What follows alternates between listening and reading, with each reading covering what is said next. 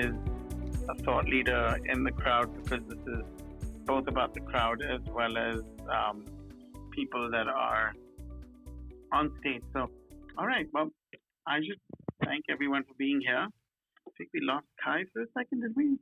Yeah, he's back to London, I think. Okay. All right. And we've got Kelly here from Clubhouse. So I want to acknowledge Kelly, who's been an extraordinary supporter of ours. I don't know if she can come up, but I'll try and bring her up for a second. But if she can't, she can. So I think this is the best part of Clubhouse, is when Clubhouse is here to support us. And thank you, Kelly, for being with us. And thank you, everyone, for being here. This is a really exciting and personally very, very important room, because it's all about making the impossible possible, which is the through line of what needs to happen here and now at COP26 and on Clubhouse as we talk about climate change and the need for change and a better future in our world. So with that, I'd love to just share a little bit about why I'm here. The reason I'm here is because I deeply love and care about the planet. My name is Kunal Sood. I'm the founder of We the Future, which is a club that was actually started during the pandemic. Before that, I started something called We the Planet at the United Nations during the climate summit with Greta Thunberg and a group of other young activists like Shia Bastida and Alexandria, and a group of them in New York City. Ufa, welcome. And what happened was we were with the Secretary General, as well as the President of the General Assembly, as well as a few heads of state. And we were so excited because we didn't see the pandemic coming. So we were dreaming of how can we save the oceans? Because we discussed that how without the oceans, we cease to exist. It's just like there's a theory that if you lose bees on the planet, life will cease to exist between 5 to 7 years after that. Well, the news is as bad, if not worse. If we cease to have life in the ocean, we will have the same amount of pain and suffering. Oh, we've got Steph Simon here as well, who's one of actually my favorite. It's because of her. I actually love Clubhouse so much. I remember we were talking about doing something with the UNGA. Steph, what was it? Almost a year and a half ago? 2 years ago? I don't need. Time is warped right now, but thanks, Steph, for being in. I know your time is so valuable, so I'm going to actually give you guys the floor, Kelly and Steph. Steph, we'll start with you, and then Kelly from Clubhouse. First, I want to, thank you both for being here to support this vision of doing a virtual live meets Clubhouse Climate Summit on here. And we're really, really honored to have you both with us. So Steph, the floor is yours. As we would say at the United Nations, the floor is yours. Thank you. I actually was just thinking of you last night as I was at Axel's in real life, another Lullaby Club session, and that was the last time and the first time I met you and saw you. But thank you guys so much for holding this here. I think Clubhouse is used for many reasons, and I think support things like activism, including crises like a climate crisis. And I'm really, really excited that everyone's congregating here. And I think I have so many friends that are at COP26, and so I'm here. I'm here to listen and continue to learn and activate. I think that's all of our duties here. So thank you again, as always, Kunal, for putting together an incredible room of people. And welcome everyone, and anyone new in the audience, welcome. Thanks, Steph. I personally see Steph as not just a climate warrior, but just a warrior princess, period. So she's always been so supportive of us as a community, and I've always felt very protected and safe when I've been in her rooms or in her presence. And you have to meet her in real life. She's infectious and extraordinary by nature. On that note, I'm going to go to someone who's truly, truly special and dear to my heart, someone that's part of a family but she is the secret sauce behind TED, the conference that spreads ideas and actually is an extremely ardent advocate for climate change. In fact, the Inconvenient Truth, which is a TED Talk that's a must-see for everyone, by Al Gore was actually thanks to TED. It went viral around the world, and that really started a real conversation around why we have to protect our polar bears, our planet, as well as every single species on Earth. So, with that, I'd love for Kelly to say a few words. And Kelly, thank you so much for being here. It means the world to me personally, and I'm sure it means the world to all of us here on stage as well as in the audience. Oh my gosh. Well, Kunal, thank you so much for that amazing, generous, amazing setup and your kind words. I mean, and thank you all so much for organizing this today and for everyone who's joining and participating. I mean, I just think it's so incredible the way that we all get to come together as a community around COP26. You know, it's obviously it's happening in Glasgow, a single place, but this matters.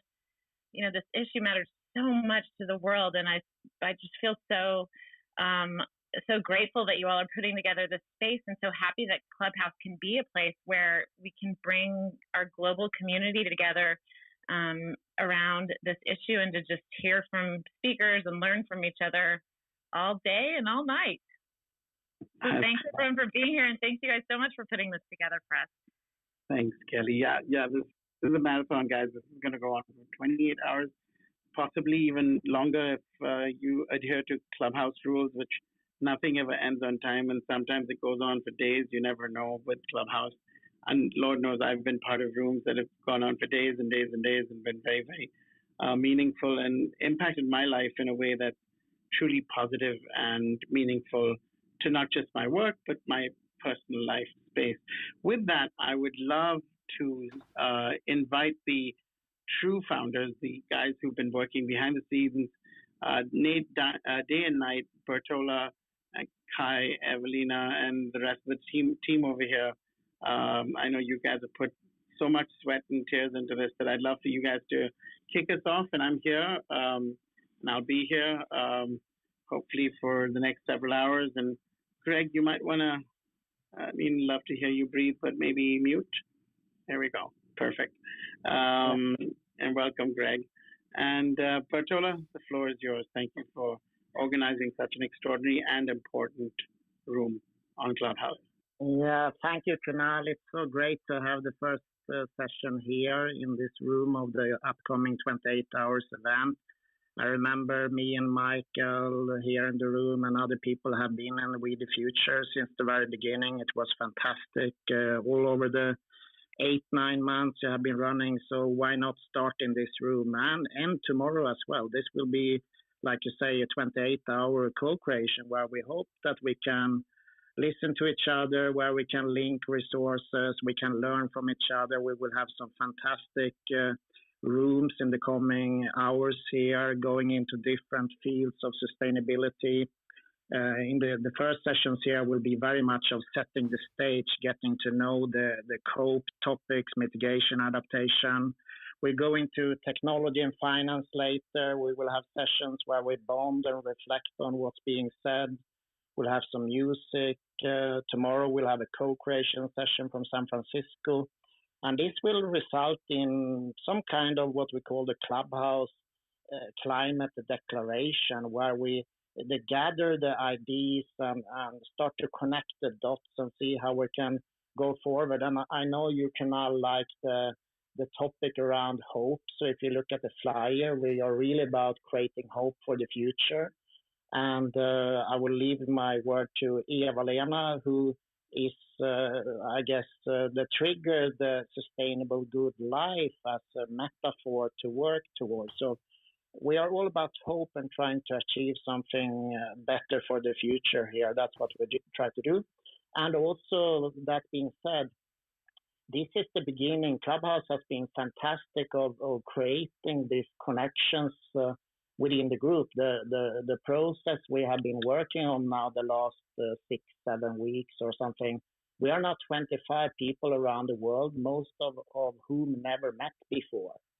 So Clubhouse, we met, of course, here on Clubhouse, and that has triggered a very interesting collaborative process. So we will both co-create in the hours to come, but also it is a very interesting learning experience there, how we use a social audio app like Clubhouse and We also have a few sessions in Zoom where we get to know each other. But Clubhouse is sort of the main venue and tool for this. And we also plan to go ahead into at least World Economic Forum and to build on what we do now, and hopefully also to some more activities like the 50 years anniversary of the UN Environment Program that will be hosted in Sweden in early June next year. So hopefully more people will join us in the days and months to come. So with that, I leave over the word to Eva-Lena for a little bit introduction about Sustainable Good Life. Later in the session, in this session, we'll also have a panel where we go back deeper into the COP messages, COP topics, and we will also open the room a bit later in the session to hear your message and your contribution to the future. What do you want to do? And we will collect those stories. So Eva-Lena, over to you. Thank you so much, Patola, and everyone else. My name is Eva-Lena. I'm from Sweden. And actually, all this was started for some months ago when, if you think about how much we talk about all the issues and struggling that we all are fighting in for sustainable future, it was like a gap.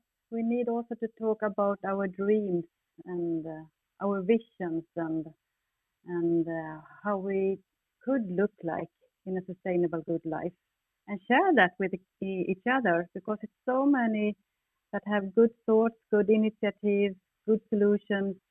We also need to talk about that. And I think that if we talk about that more, we also accelerate our journey towards a sustainable future. And that was why we started this global co-creation, because to do this is about a lot of people and co-create things together.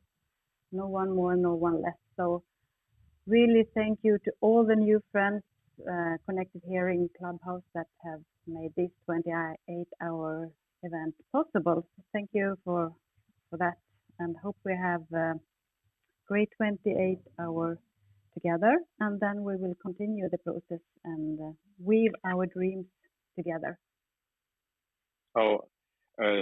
Well, I would like to interrupt here and also ask Eva-Lena. I have met you up in the north of Sweden in the Arctic and visit your home village, Bollerin. We had a crowdsourcing week up there, and can't you give some key thoughts about or story, part of a story, what about Bollerin and what you have done there?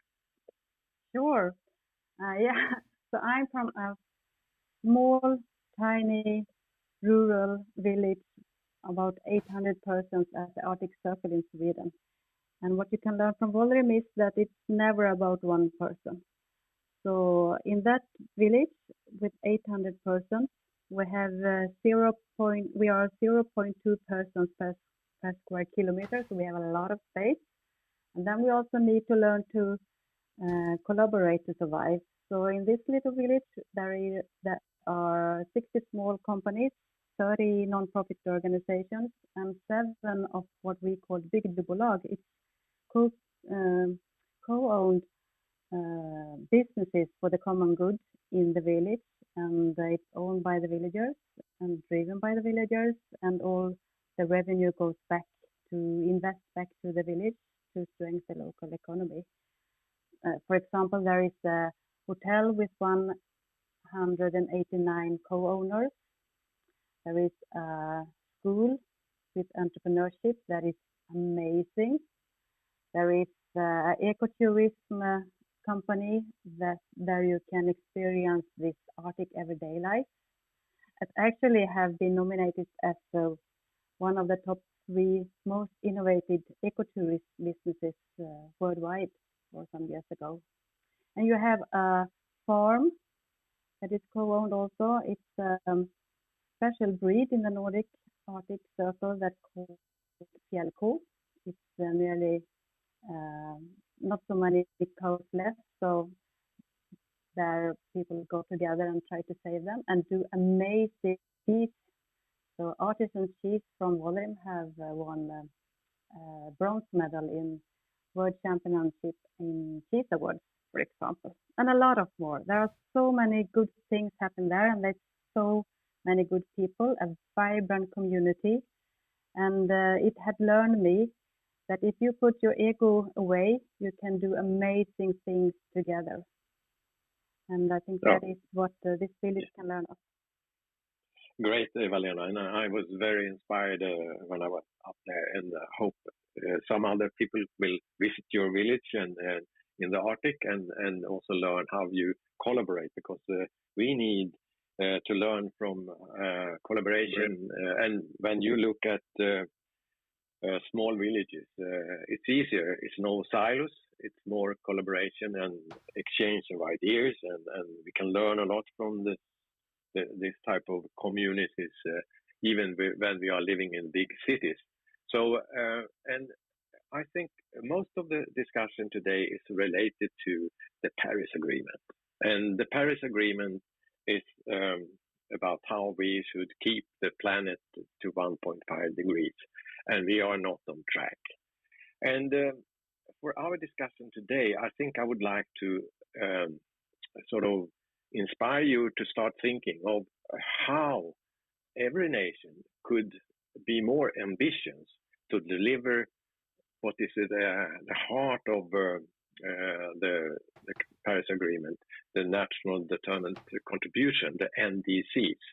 And NDCs, we need that type of contribution, whatever we are. Also, as individual, we have to push our individual plans to make commitment to our daily life, and then we also have to deliver some sort of NDCs also in cities and communities, and coach also the government to be more ambitious. I was reflecting on the news yesterday, or it's coming nearly very often. We talk about the quarterly report on the economy, the quarterly, and when we talk about climate, we talk about 5 years. That the nation had to deliver 5 years action plans. I think we should address this issue about the time schedule to meet the Paris Agreement. And maybe we should do this because of the emergency. We should look at the shorter period of delivery of NDCs, not 5 years, maybe every year. That nation should have the opportunity to deliver result on and how we meet the Paris Agreement's targets faster, because we don't have the time.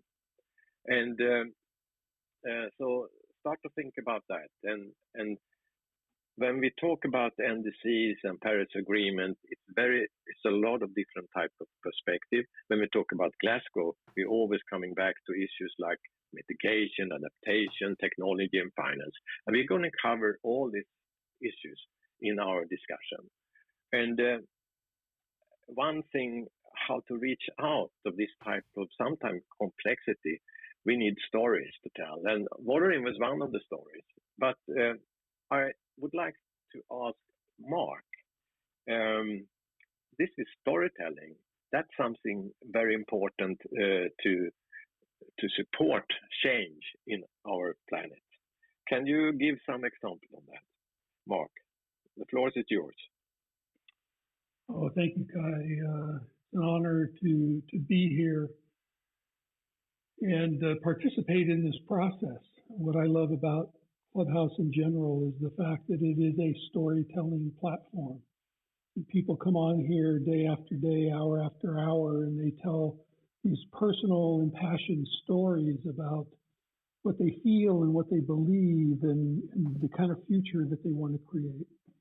Eva-Lena kind of teed that up at the very beginning when she talked about sharing our dreams and visions.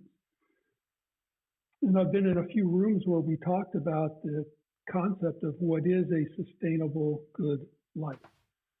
And when you ask that question, invariably the answer you get is a story. And this story is really somebody's vision. It's their hope, it's their dream of what the future is going to look like. But I always encourage people to tell their own stories, to not think of storytelling as something separate from them. Oftentimes people will use this phrase, becoming a storyteller or learning how to be a storyteller. And I always smile because I have to remind people that we really came into this world as a story listener. It was so important for us to hear stories. From the moment we were born, before we knew our first word, we were surrounded by people telling us stories. Our parents, our family members, all the strangers who were around us. Hearing stories is how we made sense of the world. And of course, by the time we were just 2 or 3 years old, and we could put words of our own into a sentence, that's when we started to learn the art of storytelling. And by the time most of us were 5 years old, we were talking nonstop, telling stories continuously, to the point where maybe our parents wished we wouldn't tell so many stories. So I've come to believe through my experience in storytelling that this essence of storytelling is really how we come to express and to understand our humanity. And if you think of COP26 in that light, you see that the entire event is a storytelling event. Now, some of these stories are profound. Some of them may ring false. There's a lot of buzz in the news already about stories that are just a lot of hot air and that there's no substance behind it. And yet at the same time, there is a lot of very impactful science that's coming forward in the sense of stories. So I encourage people to tell their climate stories, no matter where they're at, if they're just in their local community, if they work in the industry, if they're a scientist, if they're a politician. We only come to know the effects of climate change when we hear it wrapped in a story. And so I think I'll leave it there for the moment, because over the next 28 hours, you're going to hear a lot of stories from people all around the world who have come together for this event to share stories about how we can create a better future, how we can create that sustainable good life. Thank you. Thank you very much, Mark. And we're going to have time for more stories in this session. But let's first go into the panelists and a short introduction of the people that will contribute in the first part of this discussion. And let's hear first a short presentation of Helene Lee. Can the floor is yours. Who you are? Hey, thank you so much, Kai. Really delighted to be on this panel. I'm really honored. It's a bit late from Asia, but it's such an important topic. And with everybody here, I really feel I just would like to learn from everyone, as well as to share a little bit of my thoughts. I'm a banker turned impact entrepreneur. I run a platform that focuses on investor and executive education around sustainable finance, ESG investment. That has been taken off really rapidly, I think right after COVID, because COVID has really exposed so many cracks in our system that it really serves as an accelerator for two things: anything digital and anything sustainable. But with COP happening right now, there are a couple of thoughts that I just like to share, riding on what Mark was saying as well about storytelling. Do you think, Helen, do you think you can wait with that a little bit so we can go around to see who are in the panel in the first discussion? And we're coming back to that. Okay. No worries. Okay. Yeah, sure. Happy to. Yeah. Okay. And we have a parliamentarian from Denmark with us, the former Minister of Culture, Uffe Elbæk, also founder of the Chaos Pirate. Uffe, welcome on the stage. Say some word about you. Uffe, the floor is yours. Sorry. I hope I'm on now. Thank you, Kai, and I'm already inspired by a lot of the stuff already said, so I'm really looking forward for the discussion. Just a few words about me. I'm sitting right now in Copenhagen. It's a rainy Copenhagen today. And actually, we have a big demonstration going on the streets right now. I'm not part of it because I'm sitting back in my own apartment talking to you guys. I've been for many years struggling with how can we formulate a really desirable alternative to the way we understand society today. So I hope that we'll be able to dig into that, Kai. Great, thank you very much, Uffe. And we have a premiere for Anders Wijkman from Sweden, a former member of parliament in Europe. Anders, the floor is yours. Oh, thank you, Kai. Glad to be in this context. My background is rather mixed. I've been in politics for some part of my life, but I've also been in research, in humanitarian affairs, and most recently, I've been very much engaged in systemic innovation at the European level in something called Climate KIC. KIC stands for Knowledge and Innovation Communities. And our main objective is really to make people understand that A, everything is interlinked, B, you can't solve the crisis we are in by addressing vertical single point solutions. You have to look at the system, you have to look at the whole, not the parts of the whole. That has proven to be quite difficult because we are organized in a very vertical or silo-based manner. So what I hope to bring to this discussion is this systemic approach. And then, of course, also the notion that on this small planet, we can't just continue to grow material consumption as we have. And in particular, we in the rich countries, we have to understand that we have now to give room for people in low-income countries to improve their standard of living, and we have to hold back. Otherwise, we will destroy this planet, not only from climate change, but also from ecosystem destruction.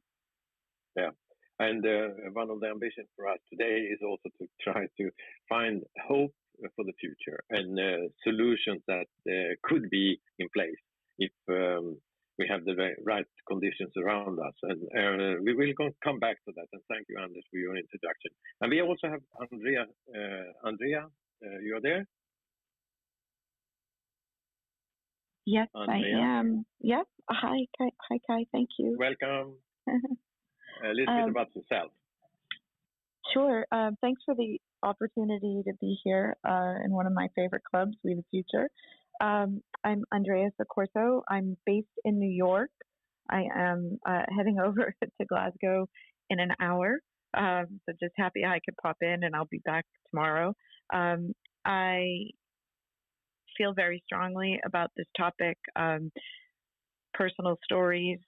When I was in the tsunami in Sri Lanka, I held my 11-month-old daughter over my head as I waded through waist-deep water. And we were for sure the lucky ones that day. As so many friends and families around that region and the world, in fact, that were impacted by that tsunami in 2004 lost many loved ones. And so the rising waters were real. We saw them creep up to our ankles, and slowly and quickly water started pouring in from every area. We were on a small peninsula in between the ocean and a river, and we were stranded. So as I held my baby over my arms at 11 months old, and then someone, thankfully one of the locals, swept her out of my hands and called us to safety and pointed us to a roof behind the kitchen where the team were working to provide us tourists great meals. We were so blessed by local people that day, and I just realized that, you know, the rising waters are real, having actually been in them and run to safety and know what it's like to not have a safety net in that moment. So we were the lucky ones. We flew out back to the Western world. And just to share that, and then years, almost a decade living in India, where we had worn N95 masks because of air pollution. And just know that the climate change is real and now.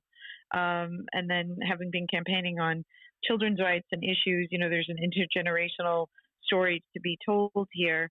And we want it to be one of optimism, and that the best of human nature came to the forefront and we rallied above, divisions from COVID or politics, and came together to bring out the best of what we all have to offer, our ingenuity and our innovation, and hopefully love and compassion for each other.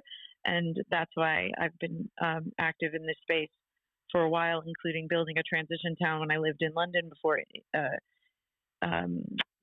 going to India. So with Rob Hopkins, who was trying to get this stuff out, and people working at the local level, doing whatever you could while pushing on policy and businesses to change. And I'm just very grateful to be here and hope to share stories and voices from the ground. And who knows, maybe I'll get inside as well and give some inner workings behind the scenes. Thank you for the opportunity to be here with you. I'm very excited about doing this globally on the Clubhouse platform. Great, Andrea. Thank you for that you are with us today, and even if you have to go to Glasgow, and maybe you can take some thoughts from us when you're traveling away back to Glasgow. And Greg, you are also one of the panelists, and also, do you think we have enough with the change makers in the panel? Oh, that's to me, yes. Plenty of change makers. I'll just introduce myself, telling a little story, if I can tell a short story about a very formative experience I had 17 years ago, almost from today, and that was I was running a major news organization during the Orange Revolution in Ukraine.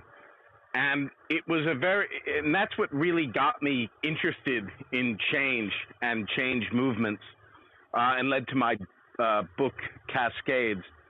And my research and practice is really focused on bringing the lessons from social and political movements to help organizations and institutions change. And I hope I can contribute in some way some of those insights today.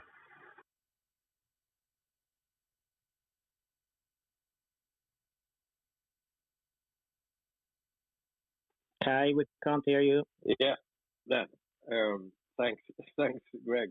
I'm happy that we have you with us, because we're going to talk about change makers today also, and also that how we can succeed to drive in the direction of the Paris Agreement. And I reflect now and then on the fact that I remember I went to Rio at the Rio Summit, and before that it was in Stockholm 1972, and we have 50 years since the Stockholm Conference, and mobilizing so many people, and then next year in Stockholm, and look at the figures, mobilizing people on the 50 years, and we have never had so high level of carbon emissions, and it doesn't seem that we have the right change-making organization in place to meet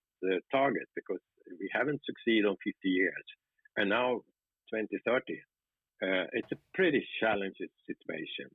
And when we have to deliver this national contribution, the National Action Plan, the NDCs, I think it's important to increase our pressure, and both as individuals, but also in our cities, in our communities, and also to approach the government to have higher ambitions. And do we need really 5 years to higher our ambitions, as the NDC's plan is?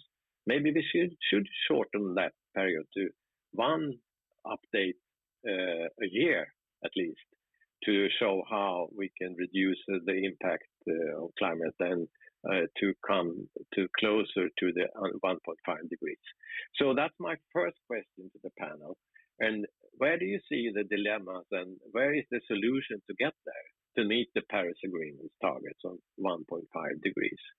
Should the NDC's period be shortened from 5 years to 1 year? That's the first question to the panel in the first round. And let's start with Helene. The floor is yours.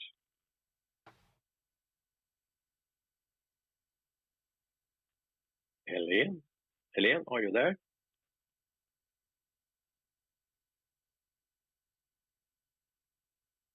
Helene?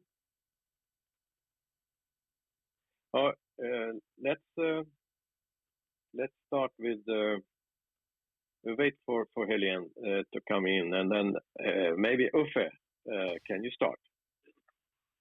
Yes, I could. And I think that Kai, that your question is spot on. Everyone now has experience with how our different countries has reacted on the COVID crisis. And here in Denmark, we had press meetings at least once a week where we saw our Prime Minister and Minister for Health in front of all the journalists trying to tell us what was up and down. And for me, that was an example how actually we could, as a society, react on a very collective level in a crisis and give the specific perspectives which everyone needed. And I used it as an example to say, if we could do it during the COVID crisis, why on earth can't we do it on the climate crisis? We should for sure have the same kind of press meetings, maybe not every week, but at least once a month, saying what has developed.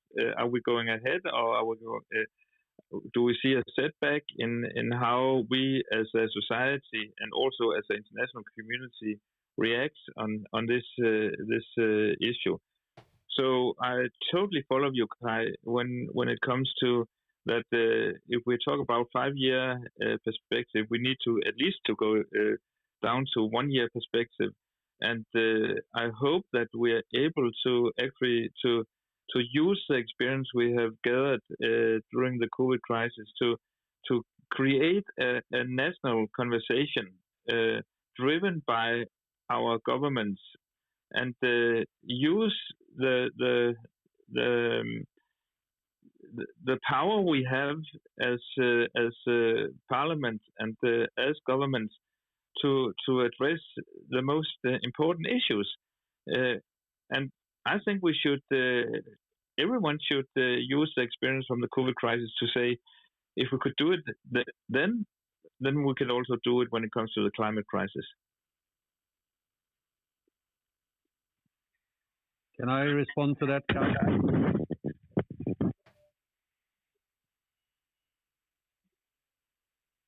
Yes, go ahead, Anders. Well, I agree that we have learned a lot during the COVID crisis that we should apply to the climate crisis. I think there is one aspect that we have to keep in mind, and that is that we, human beings, and our society, we are so 100% dependent on access to high quality energy for everything we do. We can't even open the eye unless we have access to high quality energy in different forms. And the problem to me is that our governments, and I would include most of the private sector, they never really agreed on a plan for an orderly transition from the kind of dominance we have today of fossil fuels. I mean, when I started to work on energy issues in the 1970s in the Swedish parliament, I do remember that 85% of the energy mix in the world was fossil fuels. Today, I believe it's 82%. So that just illustrates how dependent we are on these fossil fuels. And of course, it's good to meet almost every week to discuss what to do. But the first that has to happen is sort of a plan for a transformation. We are, of course, investing in solar and wind and batteries, etc., and that is good. But there is no plan to take us step by step, and I mean the whole world, in an orderly fashion. And that, to me, is the major mistake, because I think we are going to experience energy crisis, too little supply in the short term. And of course, I'm talking now about fossil fuels, because if they run up and there is no alternative, the whole bloody economic system is in jeopardy. So we have to have this plan, and we don't have it. And that, to me, is a tragedy in a way, because any people who understand the dependence of high quality energy would have taken this step, but it has not been taken. And that's why we are in this very, very difficult situation. Yeah, I understand. Could I just yes. Okay. Yeah. reflect a bit about what you said, Bert Ola? Can I follow up on that as well, please? Because I really think that what you are pointing at is crucial, and the next step is actually to ask yourself, why don't we have a long-term plan on a national level and international level? And for me, as a member of parliament, I think this crisis has also shown that our democratic institutions has some difficulties to handle long-term strategies. And everyone in this clubhouse meeting knows that politicians, and now it's a bit black and white described, but politicians are looking for the next election. So we have a very short-term perspective, and most established political parties they don't dare to challenge the voter base. So there's something in the way we have organized our democratic decision processes that makes this extremely difficult. And on top of that, we see that in most places right now, our democratic institutions are under pressure. The last survey coming out from Freedom House said that we've seen a setback in democracy in 82 nations worldwide right now, and there was only one nation who had where it has increased. All the rest was status quo. And during the COVID crisis, we have seen in many places that the government has used the COVID crisis to vote through legislations that is not in the right direction when we're talking about democracy and citizens' involvement. So the climate crisis and the crisis of democracies are going hand in hand, and that's a really, really not a good cocktail. And I'm curious to hear if anyone has some reflection how we could at the same time stand up for our democratic institutions and at the same time develop and vitalize our democratic institutions. Otherwise, I think we are in deep trouble. Yeah, thanks. I have an idea. Can you also contribute as well, please? Aaron, you can wait a little bit. I would like Helene also to go in, but both Anders and Uppe point out the political system. Of course, politics is part of this. But let's see. We have the Paris Agreement. Then we have also the energy. Yes, Kai, Anders. My point is only, if you lack this orderly plan for a transformation, and you end up in situations like we have today in Europe, but also in other parts of the world, with rapidly increasing energy prices, we run the risk that large segments of the population will blame these energy price increases on the climate agenda, on climate policy. And that's why it's so vital that we realize that if we have a lot of social disturbances, that will affect the whole climate agenda. And that's why I'm so concerned that we lack this overall plan. And I agree with Uffe that it's the short-term nature of the political and the economic system that is to blame, of course. Yeah, of course. This is one of the dilemmas that we have in right in the face just now. And Andrea, I can chime in. Are you there, Andrea? Aaron, you will come back later. And Andrea, are you there? Did you call on me? Sorry. I asked Andrea first. I'm coming back to you, Aaron. Andrea, are you there?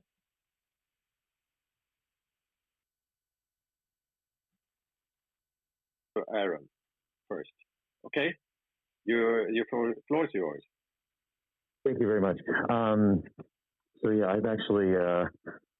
I'm actually now reporting in from the Blue Zone here. I've been here all week and will be into the next week. To answer the question before about not having any plan, the real problem is that we don't have a global mechanism right now to deal with this, right? If we think about it, before we had the IMF and the World Bank, those jobs didn't exist, right? And yet today, we take those kinds of institutions for granted and reference them all the time. It's the same with the World Trade Organization. Before we had the World Trade Organization, the way that we would adjudicate on bilateral trade disputes was basically to kill each other, essentially. And so I'll tell you this, our nonprofit, Innovation 4.4, has an official partnership with the UNFCCC Pavilion, and we are the only technology innovation showcase in the entire COP here. And we have some amazing technologies on display, but the thing is that we don't have a plan because there is no global mechanism for this. And that actually indeed is why I'm here for the most part. I'm actually building a coalition of mostly African nations and small island developing states. So far, we have the government of Kenya on board in an official capacity, and I've had the pleasure of meeting with a number of other government officials here from other countries, basically to create a unified global carbon market that would standardize rules across all existing and future carbon markets. It would create a verification standard to get rid of the corruption that currently exists in the voluntary market framework, and also to create a solutions resource that would use money generated from the market mechanism to deploy vetted solutions into the countries that need them the most. I believe until we come together and have this kind of institution, we will all be spinning our wheels in different directions, sadly. But that's what I'm working on here, and that work, including the great technologies that we have at our booth, specifically around power generation from even just using air or even plastic waste, gives me a lot of hope, actually. And so I'm actually very emboldened in being here so far this week. But thank you for letting me contribute. Thank you, Aaron, from Glasgow, and we get the insights from the ongoing COP26. And Greg, what's your take on this question about with the dilemmas and how we find a sort of a roadmap to the 1.5 degrees, and where is the solution? And we don't have any global mechanism on the road, but I will ask that for the panelists also, how this with the NDCs, what sort of mechanism could that be to deliver a solution? Is the NDCs a way forward for a global mechanism? Greg, the floor is yours. Oh, sorry. to be honest, I would be suspicious of any plan for a number of reasons.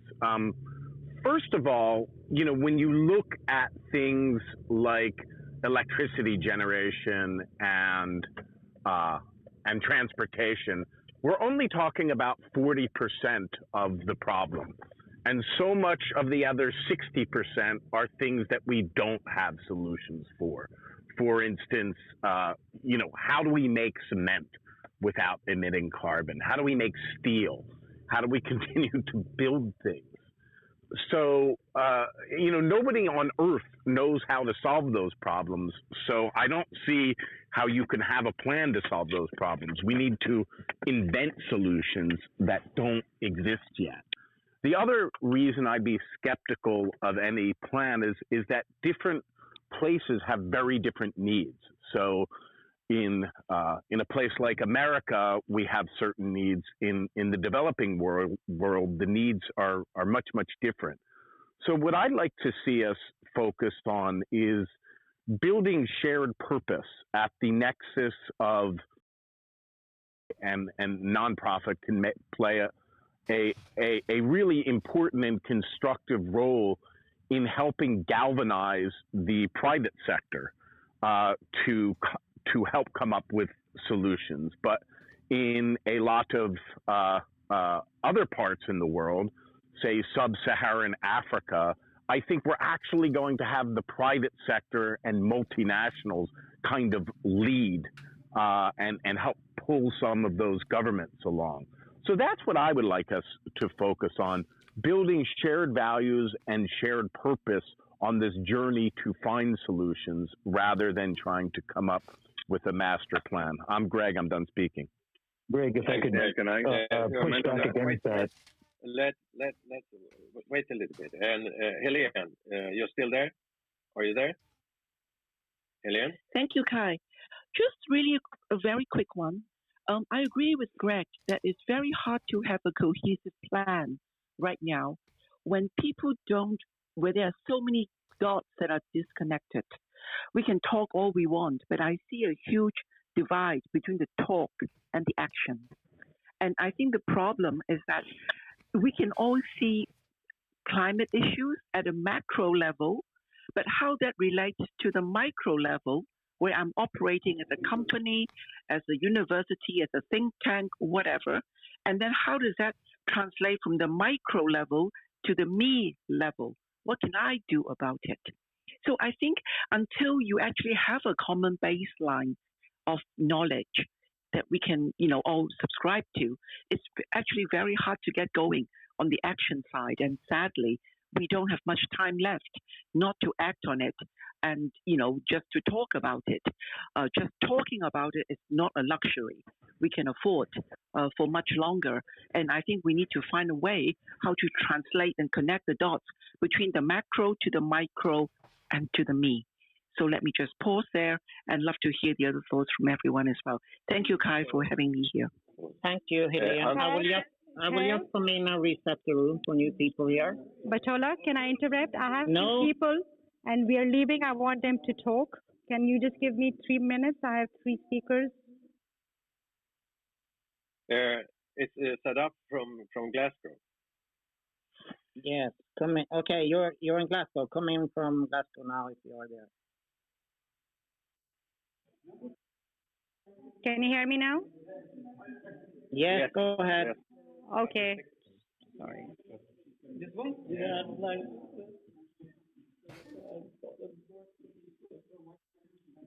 Okay, I have one speaker. His name is Christine, and he's from UK, and he's going to introduce himself. He was here with me from University of Glasgow, what he's doing, and which organization he's representing. Over to him. 1 minute. Hello, everybody. Great to meet you. My name is Christian Camry-Toon. Like Slide said, I travelled up to Glasgow from London. I'm working in technology, so I was helped build a technology platform for people to share their stories and take their businesses to the world, create effectively like an Amazon combined with a YouTube. And secondary to that, I've also been tracking, researching, and following the SDGs since their inception in 2015. And for the last few years, been hooked up with Dr. Bremley, who you'll meet in a minute, and started to work on the global goals from a governmental level. So I've been blessed to be introduced to many different governments and prime ministers, kings and queens and princesses, and they've shared what their needs are in their countries. So we've then started to wrap green technologies around that and bring other solutions to the table for them. So supporting their people, should we say, on the ground. And last Friday was also made a ambassador for the Universal Peace Federation. So obviously that's to help with peace and reconciliation. And yeah, so here to help. My network is your network. It's all about being one family. And honor and a pleasure to have said hello. I'll hand you over to Dr. Bremley. Thanks. Thanks. Bremley? Sarah, can we wait a little bit? Hi, this is Bremley Lindo. I'm the founder and CEO of WorldviewImpact.org, and we work on large-scale restoration of both marine and terrestrial ecosystems. Project is called From Source to Sea, restoring cloud forests in the eastern Himalayas and mangrove forests in the Sundarbans of India, which is home to the swamp tigers, the Royal Bengal tigers. There are about 300 of them living there. We've also been working to plant 20 million mangrove trees in the Delta region of Myanmar, which killed more than 200,000 people when Cyclone Nargis struck back in 2008. But here at COP, we are building an alliance with 60 other ecosystem restoration organizations that are planting trees and restoring land. And collectively, we realize that we're all planting 500 million trees a year. And we made a commitment to double that to 1 billion every year, which is great. And never before have we had such a commitment. So we have to double our efforts or maybe triple it. And that we will share success stories, best practices, funding in the spirit of collaboration and co-creation instead of competing for resources, which is great. So we hope to stay tuned. You can join this movement. And yep, and greetings from COP. And may the forest be with you always. And over to Bo, who's my colleague from Earthbank, working on digital mapping from space using European Space Agency satellites to help our farmers on the ground, space to soil and soil to space. Over to Bo. Yeah, thank you, Bremley. Hi, everyone. I'll do short this introduction. So I work through Earthbank, which is a carbon financing market that bridges and collaborates between smallhold subsidy farmers and corporate and private investors. We seek to make the carbon market and the mechanisms more transparent and to bring it more low cost, make it more traceable, and to allow smallholder farmers to get into the carbon markets, which is often not very easy for them as they don't have a huge economy behind them to back them up. We seek to make these bridges and make the carbon market more scalable using AI and remote sensing technologies backed by ground truth data on the ground, close collaboration with the local farmers and communities there. That's all from me. Thank you. Thank you very much. And I think we leave Glasgow now, and we go back to the States, and we will thank you from the insights from Glasgow. And I think also we will reset the room. And after that, I would like to go into the dialogue to Anders and Uffe also, when they talk about the needs of some sort of plan or no plan, or what is the global mechanism, and what is the NDCs? What sort of push could we use through the NDCs agreement in the Paris Agreement? That's an issue that I would like to address and to get an answer on, because if we have a good action plan following the Paris Agreement, then we can work differently from each country with different perspectives, different opportunities in different areas, because this is a pretty much of a complex issue covering biodiversity, transportation, energy, and also from cities or from villages or from nations. So let's let's go to Bertola, and you can reset the room now. Yes, it's a bit. I never seen so many a lot of brain rich people on stage here. We have fantastic capacity. So I will just reset the room, and after Kai has gone a bit more into discussion with Anders and Uffe and a few more on the panel, we will open the room for all great people here on stage. So we hear your reflections as well. We see fantastic people. So this is the beginning of the Clubhouse COP26 Climate Summit that will continue till tomorrow evening, Central European Time. If you go to sustainablegoodlife.club, sustainablegoodlife.club, you will have all the program, and you can see it here pinned in the top of the group. We will have a lot of different sessions. So after this session, that will continue for another 2 hours or so. We will have a bonding room where people can come together and have a bit of talk. We will later go into climate and technology and finance. And we'll have system innovation and finance. We will have agriculture and tech and many other sessions. So look into the program, and there will be a lot of spaces to talk. So have a bit of patience. It's great to see such a number of fantastic people in the room. That was a positive to see. So with that, over to Kai, have a bit more discussion, and then we open up the room. Yeah, and I think we still have an issue here about what sort of plan do we need and how is the step forward. And I would like to have one question after this to all the panelists about how do you think we will meet the Paris Agreement targets? Why or why not? But first, into the discussion, Anders and Uffe, about a plan, or what is it about? What do we need? Well, let me start, and Anders here. Of course, I agree with Greg. I mean, it's difficult to have a plan in a world that is so fragmented, and where some of the big countries don't even seem to bother about trying to do the right things. I mean, we have a big question mark around Russia. We have a big question mark around Brazil, and the relationship between the U.S. and China, for instance, is very, very bad. It hasn't been as bad for many decades, and that's of course not a good precondition for agreeing on anything like a plan.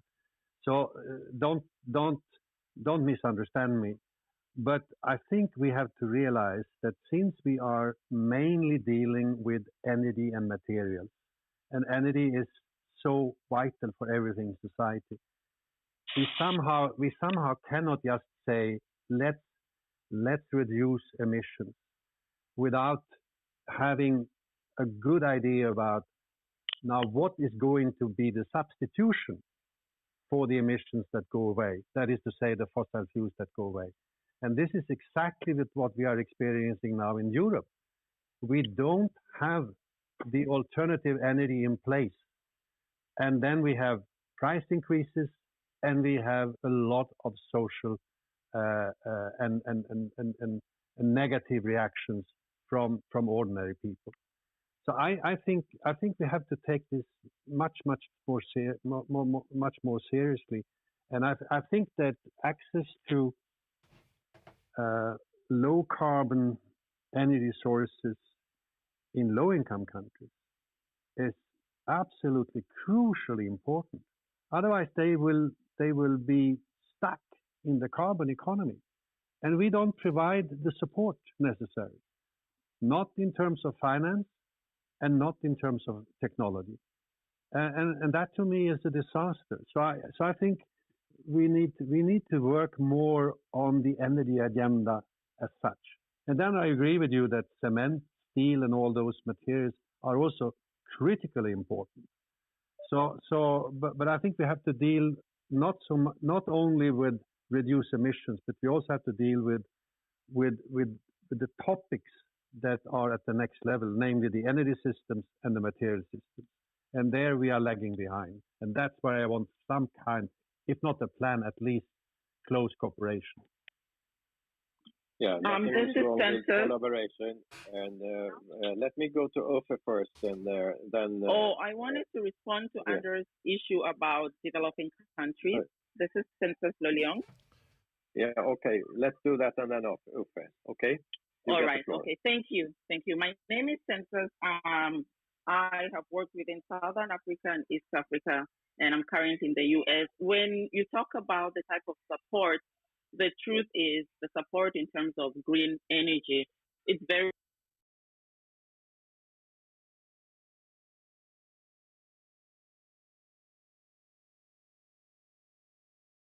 long to access this fund, but the commitments, people talk about how much they're going to give, what they're going to do, but it's not happening on the ground.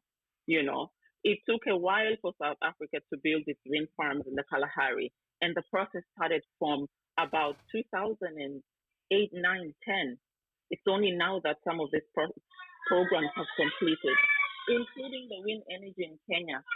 I think for most of the countries, they want to see commitment. And for instance, I'm originally from South Sudan. South Sudan just submitted its adaptive plan to National Adaptation Plan to the UNFCCC during this COP. We from our countries, we are looking for real support. We want to see the work happening on the ground. We do so much paperwork before anything happens, and at the end, we are moving into climate disasters. We already have climate refugees. The condition of the Nile, the flooding has increased. The rates that are being seen this year and last year are one of the highest beyond the conditions that we had in 1963, you know. So we notice these changes that are happening. We have a lot of displaced people, climate refugees, because of all of these conditions. But there isn't support. And then if I look at the Nile region, for instance, we have this challenge of Egypt's role in trying to control how other countries along the Nile operate. And some of these countries are not really strong enough to challenge Egypt. So there is also a need for international community to say if certain countries need to do projects and they are needed for their development, let that support exist. You know, that's very important for countries to be self-reliant. South Sudan does not have any type of system in terms of energy. Yes, we produce petrol, we produce fuel, but in terms of electrification, it's only a minimum space area that has that. There is a need of expanding into dams and accessing energy, green energy from other countries in the region. But all the geopolitics that is happening within the Horn has really made it difficult for people to even focus on development, you know. So as much as we talk of the green energy, there is also a need for support on the geopolitical side of things. This is Census. I'm complete. Yeah, Thank but you, I would like to. Wait. First, we have Uffe, and we're going to go around the panelists, and then we open the floor for the others to come into this discussion. But Uffe, the floor is yours. Thank you, Kai.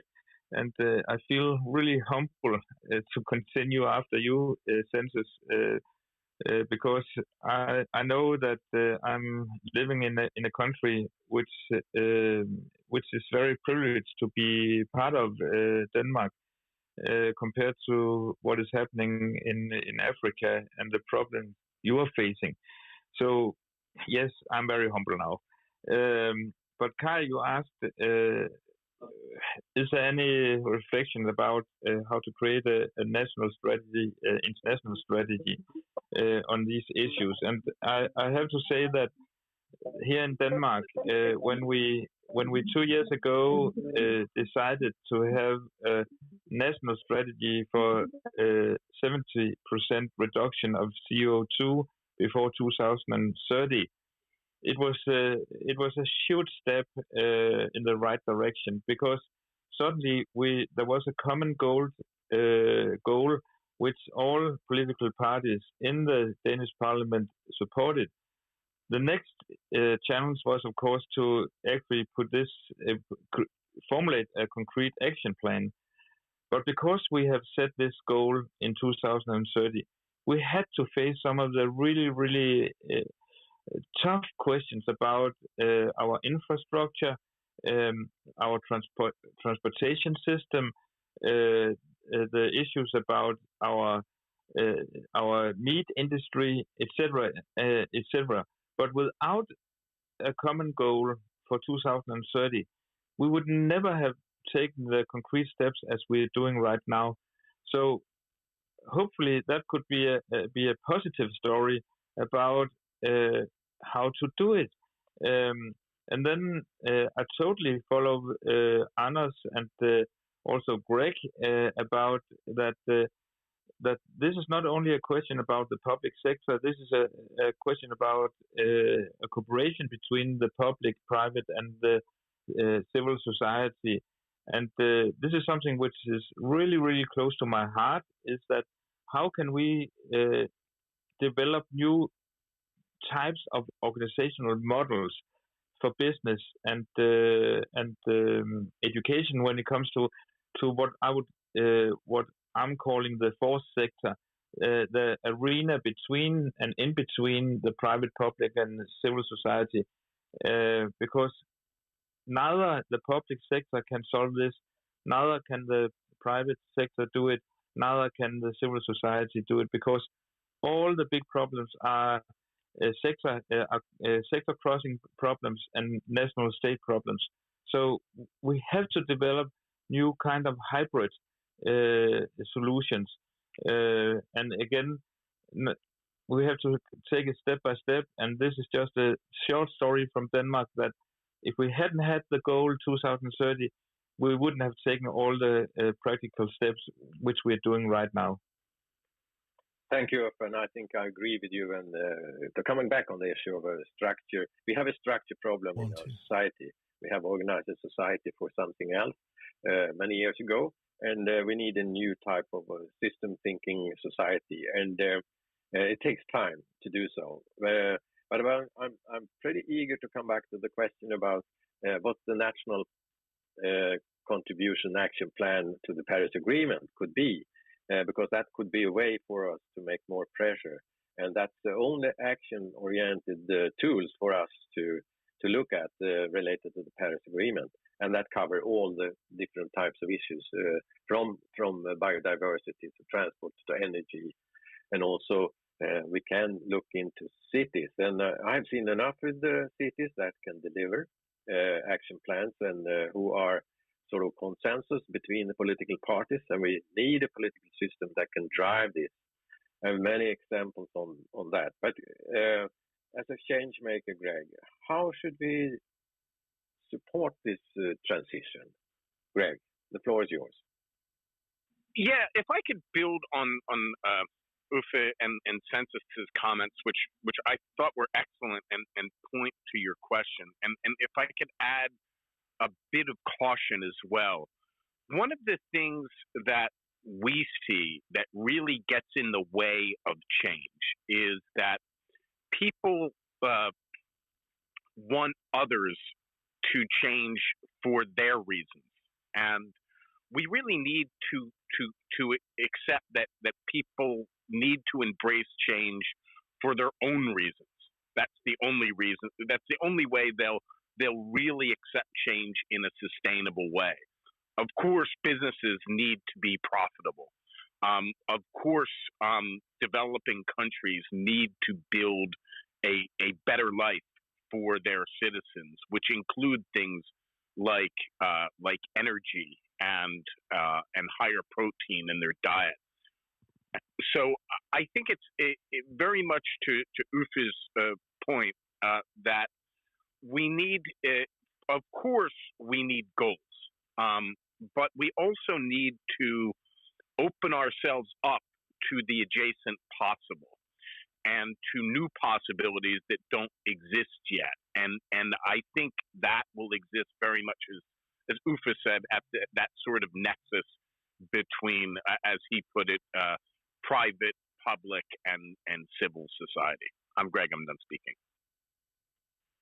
Thanks, Greg. I don't know if Andrea, are you still there? Andrea, are you still there? I would like to space in the floor will allow. Well, I would like to ask the panelists now. I don't know if Helene is still there, Uffe and Anders and Greg and Andrea, if you're still there. Do you think we will meet the Paris Agreement targets? Why or why not? Anders, do you want to start? Okay. I agree, of course, first, let me say that I agree very much with Greg that we need a lot of innovation. But that's only half of the story. The other half of the story is deployment. And let me give Germany and solar energy as an example. There was a lot of innovation going on in Germany about 10, 12, 15 years ago. But the costs of solar would never have been reduced to the level it is today unless the German government was ready to step in and purchase, buy, deploy solar energy massively and bring down the costs. We call that learning curves. And that's why the public sector is so important, because even if you have good innovations in the private sector, as long as the costs are high and can't be afforded by ordinary people, the public sector must go in. And we see it all over the place, but it's quite poorly understood. People talk about research and innovation, but they should add deployment to bring down the costs. So that's very, very important. Now, to your question, whether we will meet the objectives and the targets, I don't think so. I think we are going to overshoot. I think we are already overshooting because there is a delay in temperature increase as a consequence of greenhouse gas concentrations. IPCC has demonstrated that quite clearly. There is a lag of 15 to 20 years. So we won't understand fully the consequences of the carbon dioxide level today until 15, 20 years into the future. So I think we're going to overshoot, and that's going to make this even more difficult, of course, because then we would have to draw carbon dioxide and greenhouse gases out of the atmosphere. And that's a very, very tall order. So I'm quite pessimistic, but that doesn't mean we shouldn't do our best to work for the agreement and for the objectives. But I don't think we should fool ourselves. It's going to be very, very tough. Okay, a little bit of a pessimist there, Anders, even if I know that you are an optimist and try best as you can in your role as a politician and also the latest days. But let me go over to Uffe. Do you think we will meet the Paris Agreement target? As you know, Kai, I'm also a very positive person, and I believe in happy endings. But I have to say that I agree word by word with what Anders just said. We're not even close to live up to the Paris Agreement. And what we are heading towards is a very complex, very chaotic, very, very dangerous situation where we see a rise of nationalism in our different societies, that we try to protect ourselves and not what we should do, try to cooperate on both regional level here in Europe through the EU system and on a global level through United Nations. So we're really stepping into a dangerous territory in my perspective. And as we heard from Africa, there are maybe 200 million climate refugees heading right now, maybe 10, 15 years from now. And of course, they try to leave the local situation, try to secure themselves. And what do they face? They face Europe, who now starts to build up the walls around Europe. So this is I see a very dark scenario. At the same time, as I said in the beginning, I'm a very positive guy, and I think that if we can figure out to work together, we'll solve the problems. But I think this is very. We are in a very vulnerable situation, and back to where we started with the remarks from Mark about good stories. The best story will win, and we have to figure out how to create a very desirable story about a world where we have changed the growth perspective to something much more uh, interesting. How can we channel the whole growth perspective? That's a big, big question. And who's gonna create a really desirable and interesting story that will will conquer our minds? So yeah, that's my very spontaneous. Well, I see the complexity and the dilemmas in this, what you say, but I know that you're an optimist, and I know that you will try to fight. And I'm gonna fight day out and day in, and I'll try to make it as lively and full of energy and involve not at least all the young people, because that's what really motivates me today is how can we create a much better future for our young people. But we have to challenge the present growth perspective. We are all addicted to growth, and if we can't figure out to crack that code, we'll never solve this problem. So the dilemma with what is happening in the physical world is extremely connected to what is happening in our inner worlds. And there's so many questions to that, and we can't cover it in this discussion. But we have to figure out that the last frontier is not maybe physical; it's actually mental and emotional. And again, that's a new agenda, and I won't step into that now. Okay, thanks, Uffe. And we have Greg also, and Anders have flashed to. Before we open up the floor for the ongoing dialogue on the Paris Agreement and the heart of Paris Agreement, the NDCs, and how do we reach the targets. We cover all the issues related to the Paris Agreement in this discussion to inspire the process of the co-creation of the declaration in the end of this 28-hour process. And Anders, or Greg first, and then Anders, and then we over to Bertola. Yeah, I'd like to build on what Anders was talking about before, because I think he's absolutely right that the public sector has a very, very important role to play. But I think it's even bigger than he described. If to take just one example, lithium-ion batteries. That was developed with government funding, as our most technologies originally start out in government labs. But in that case, it took a really, really long time for that invention to actually become a commercially viable product. So I think we need to be a lot smarter about it these days than we were maybe 20 or 30 years ago. And I think a good model for it is, again, a great example from energy storage is the Joint Energy Storage, JCs, or the Joint Energy Storage Research program that is being run out of Argonne National Laboratory.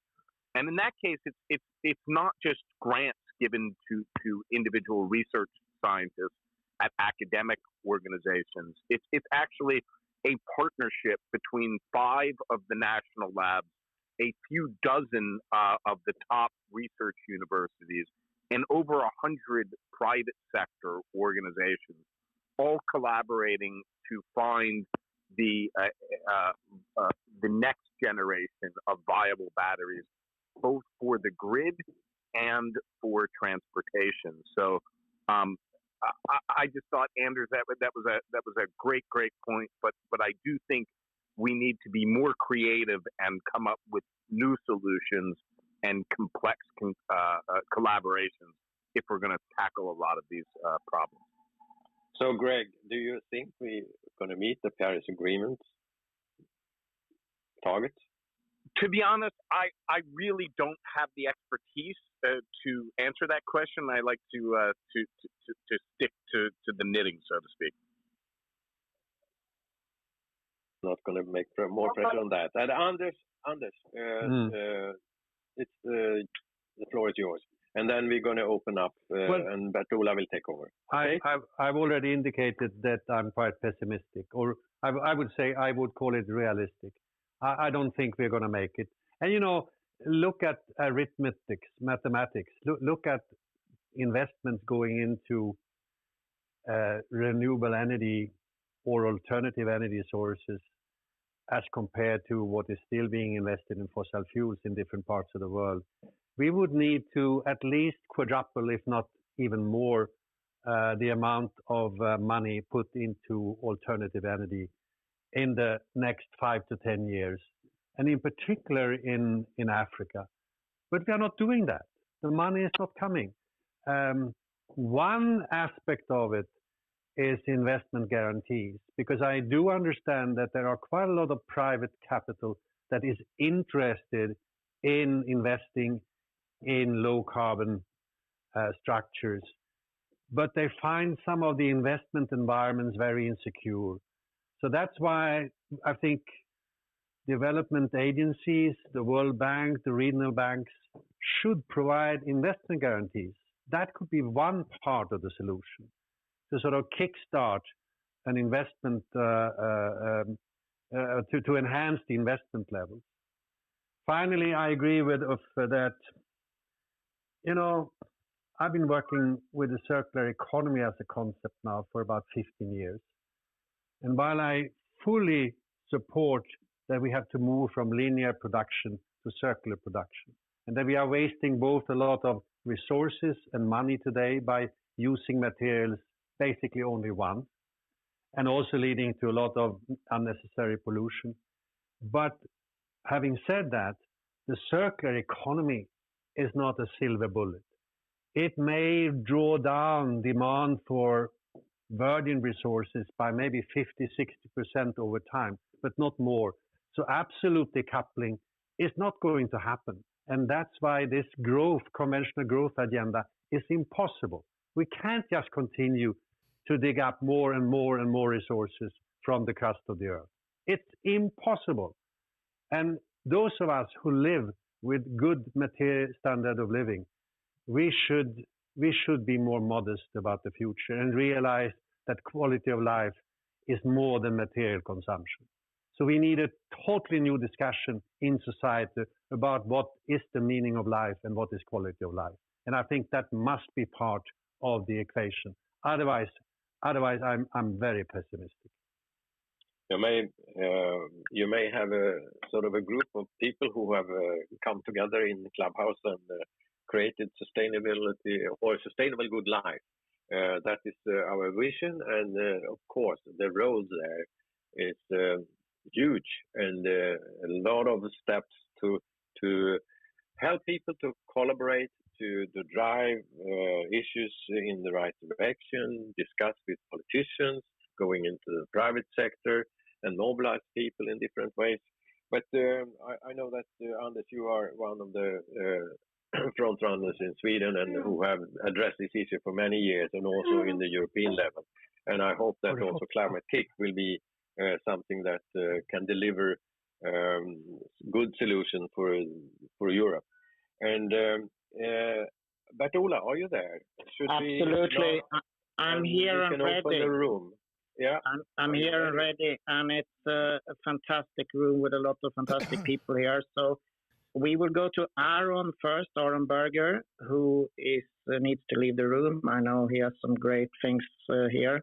And I see Steve Podmore is flashing his mic, and also Jean Mark. So just flash your mic and we'll try to bring you in. Ilana is here as well, and Andrea, so we get some women, and Aditya. So let's do popcorn style. Katie is here as well. We have a lot of time, 1.5 hours more, so be patient, and we have another 26 hours, so there will be many more rooms to come here. So just be a bit patient. But let's go to Oren first. Thank you, Bertola. I greatly appreciate that. I just want to push back on a couple things that were said earlier. You know, it is, as somebody who's actually doing the multilateral work right now on the ground, meeting with different governments and achieving the kind of consensus that we need, which will also be contextually sensitive to local populations. Honestly, there's no other place to do this than, you know, starting in African nations. And indeed, that's why I'm starting there and creating the coalition for this unified carbon market there, right? We have to do, if we don't come up with a plan, right, it's never going to work. Right now, there are several big issues. One of them is that everybody's spinning their wheels in different directions, and so we have no unified way of tackling this issue, right? A unified global framework does that. Secondly, we do have all the innovations we already need. Someone said earlier that we don't have alternatives to concrete. We absolutely do. One of the innovators in our pavilion right now makes a concrete alternative out of basalt in a very carbon neutral way, which is and basalt is one of the most abundant materials on the planet. We're all walking on it right now, right? So the problem is that these innovations, and indeed, you speak to any university, right? They'll tell you they have catalogs, thousands and thousands of innovations that just sit and collect dust on their shelves. The problem is that these innovations are not carried to market, right? And that's something that we do here at Innovation 4.4. That's why we're so obsessed, one, with showcasing these breakthrough technologies. I mean, the same scientist here, he has a way to power things with just air, and the byproduct is cold air and water, right? These things do exist. We can make them happen. We just have to get down and really start thinking outside of the box. And indeed, I think that's why the government of Kenya is open to a multilateral framework, as I suggested earlier. Earlier, we're talking about we're going with the South Africa Development Bank. I was just talking with the CEO there just yesterday about some of these solutions, and they're ready to put money down to make these things happen right now so that South Africa can lead on the energy revolution. These things do exist. We just have to go and do the work of bringing them to market. But I have to jump here in a second. Bertola, Kaj, Kunal, thank you for letting me contribute.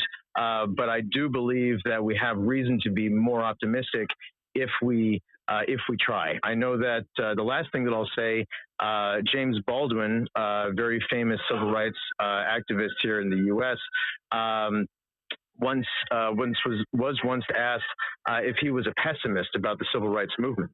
He said he is forced to be an optimist because to be a pessimist means that we have relegated human life to a purely academic nature. And so he believed that we can survive whatever we must survive, and we are forced to be optimists if we have any chance of survival. But anyway, I really appreciate everybody here. Thank you again, Bertola, Kaj, and Kunal for letting me speak. Great here. Great here. We will go now we want to have a few women here. We have a lot of men on stage and some younger forces as well here. So Ilana, are you there? Are you there, Ilana? Yes, thank you so much.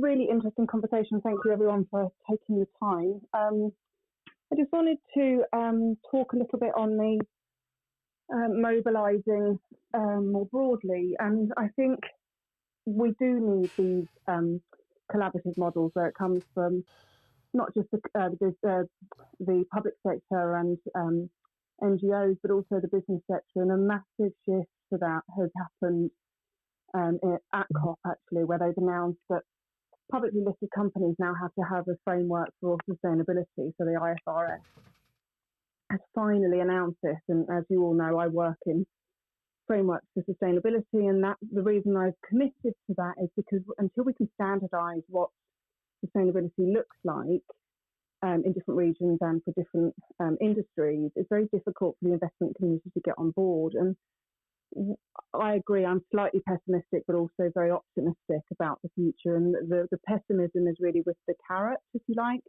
in that I think the short-termism of office that has been mentioned prevents politicians from being as ambitious as possibly we need them to be, or definitely that we need them to be. So in regards to the Paris agreements and the targets, that if we're leaning just on policymakers to get us there, I don't think we will, but I do believe in the power of the market, really, and I think we've seen a seismic shift over the last.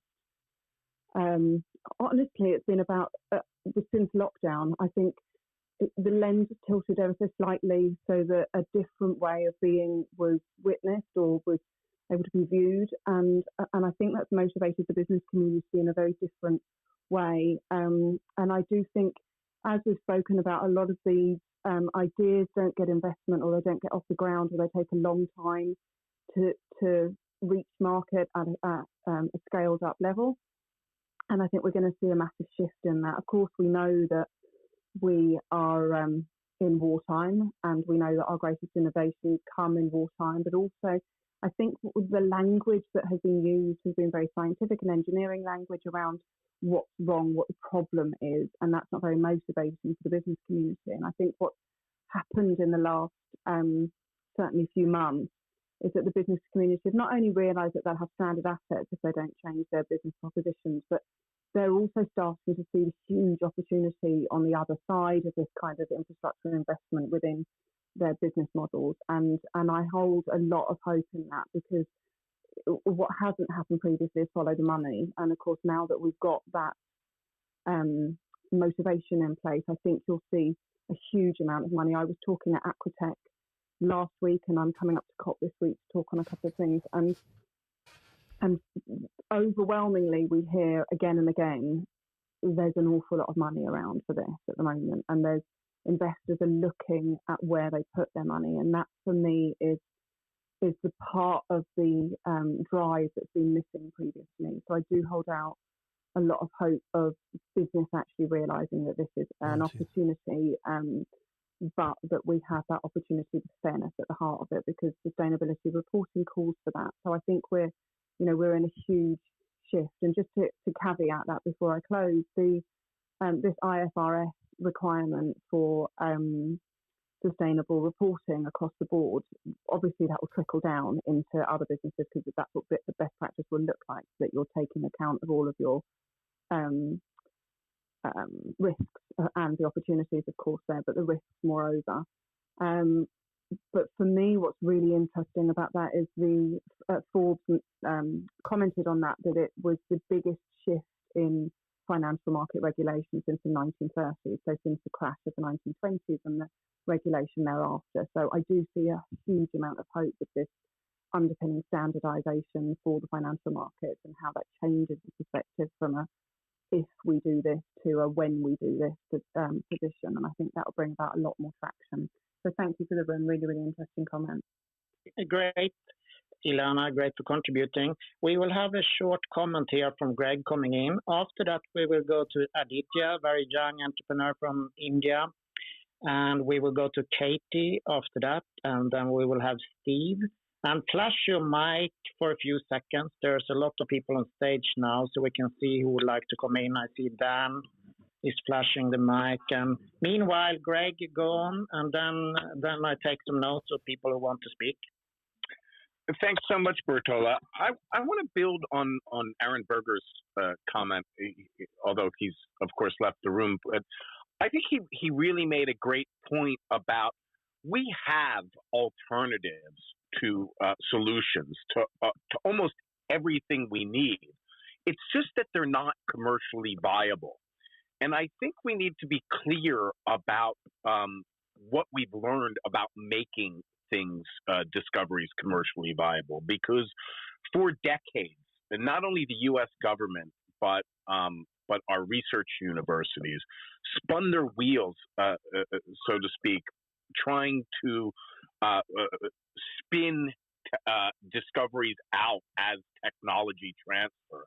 And they even came up with some laws like the Dole-By bill, and nothing really worked until a program officer at the National Science Foundation had an idea that maybe the problem wasn't so much that people weren't trying to commercialize, but that the scientists themselves weren't getting a good product market fit. And they brought in a guy who was running an entrepreneurship course at Stanford and Cal Berkeley, a guy named Steve Blank, and they created something called iCore, which has been so incredibly successful. It has tripled the effectiveness of commercialization grants, and is now mandated for every government agency in the U.S.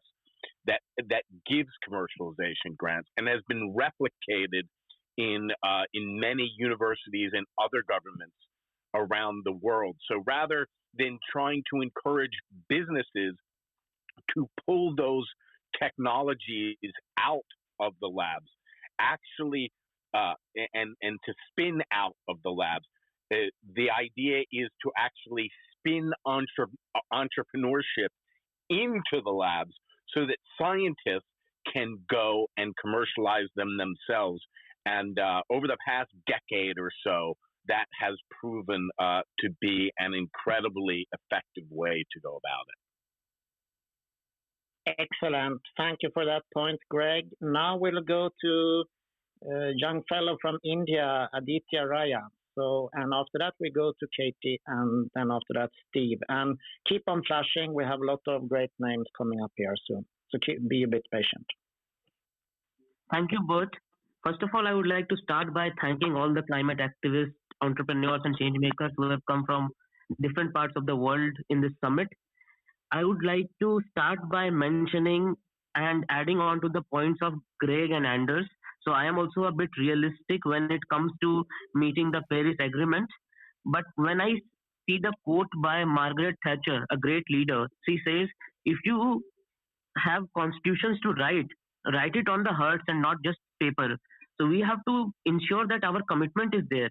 Now, coming to the Indian viewpoint, how government is tackling this challenge, I find that climate negotiators are coming from all over the globe, and India is giving the promise that is very much needed. Prime Minister Narendra Modi attended a G20 meet in Rome after Glasgow, and he said that we are committed to reach net zero.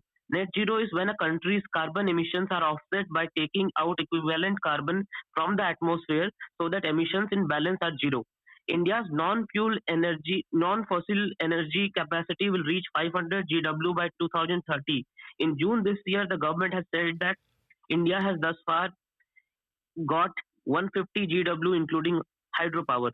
India will meet 50% of its energy requirements with renewable energy by 2030. This means this is not rodo-mounted or sesquipedalian. We are working very hard to come from desultory to effective planning and carbon emissions reduction. So this is where I feel once we have a national statement and commitment to a working solution, we can expect realistically that there are a lot of people who are hoping to make this plan a reality. So the national commitment, I will say, and the action towards it, that will be my take. Thank you so much, everybody. Have a nice day. Thank you, Aditya. I think Anders needs to go soon. If I'm correct, Anders, it was fantastic to have you here in the room. Thanks for all the contributions over the many years you have been active. Thank you. Let me just say that I'm sorry I have to leave the room now because I there is a birthday party in my family, and they will not accept that I'm not participating. I just wanted to thank you all, and maybe make one final remark with regard to what is available in terms of innovation and new technologies. Of course, there is a lot in the pipeline in many areas, and I'm also mindful of the fact that some of the exponential technologies, in particular AI, machine learning on the one hand, nanotechnology, etc., will bring very interesting solutions to many of the problems we are discussing. But there is nothing automatic about it. We need policy frameworks, we need incentives to stimulate the right kind of technology development. And one final comment. In my country, Sweden, there is a lot of efforts now to try to produce fossil-free steel. Sweden produces around 4 to 5 million tons of steel every year. And if we are lucky, we may be able to turn fossil-based steel, coal-based steel, to fossil-free steel within maybe 5 to 10 years. But Sweden is only a tiny part of the production in the world. China produces 800 to 900 million tons a year. That's more than 100 times what Sweden produces. So until this fossil-free steel concept has been caught up and disseminated and taken up by the rest of the world, it's going to take time. So that's why this is going to be such a difficult road ahead. It's not only about innovation and some good examples. We also have to scale it up all over the world. And that, to me, is going to require a lot of cooperation between governments and the private sector. And I don't see that happening yet, but hopefully it will. So thank you very much. Anders, before you go, I'm Steve Podmore. It's a while since I saw you in Talberg. Just to say, we have a room this evening, 11 CET, on system innovation in finance, which is all about how do we scale up. And I guess the thing that I wanted to put to you is you're very welcome if you're up that late to come into the room. Yeah. But we are live streaming it as well. And people can see the link to the live stream, which is live right now at the top of this room. Just also to say, what I think the elephant in the room that often gets missed is investors are always asking for bankable projects and for deal flow and for investment readiness, capacity building. There's many forms for it. And that's where we can dramatically change the pace of innovation by creating alternative fund structures and institutions. The big question everyone should be asking themselves is the fund structures and the institutions that have basically been putting the brakes on and not getting us out of this mess, are they going to be really at the forefront of leading the charge to change things? I believe not. It's not that they won't have a role to play. They absolutely will. But in terms of things like blended capital structures, you mentioned guarantees. Of course, guarantees are truly important and they can help. But what we actually need is the mechanisms for building entrepreneurial organizations, not just for innovation, but for development and rollout, where some of it doesn't meet the capital return criteria for an awful lot of institutions. Patient capital is required, and for that is where we really need to focus, and governments absolutely can help. So I'd love to welcome you into the room this evening. If you can come in, and everybody else is welcome. I'll yield my time now to the rest of the room. Thank you, Steve. Very nice to meet you again. I'll try to be there. Thank you, Anders. I'll send you a link. Thank you very much, Anders. Let's go to Katie is probably here still. Can you hear us, Katie? And I see a lot of people flashing the mic. So Melanie, for example, Jean-Marc, Dr. Abhiseka, Bev. We have more than 1 hour to go, so you will all have a possibility to speak. Let's go to Katie first.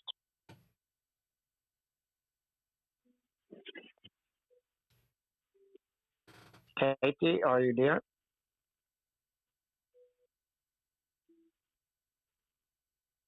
Okay, then we go to Melanie. Carlos, I see you flashing your mic as well. You are on the list.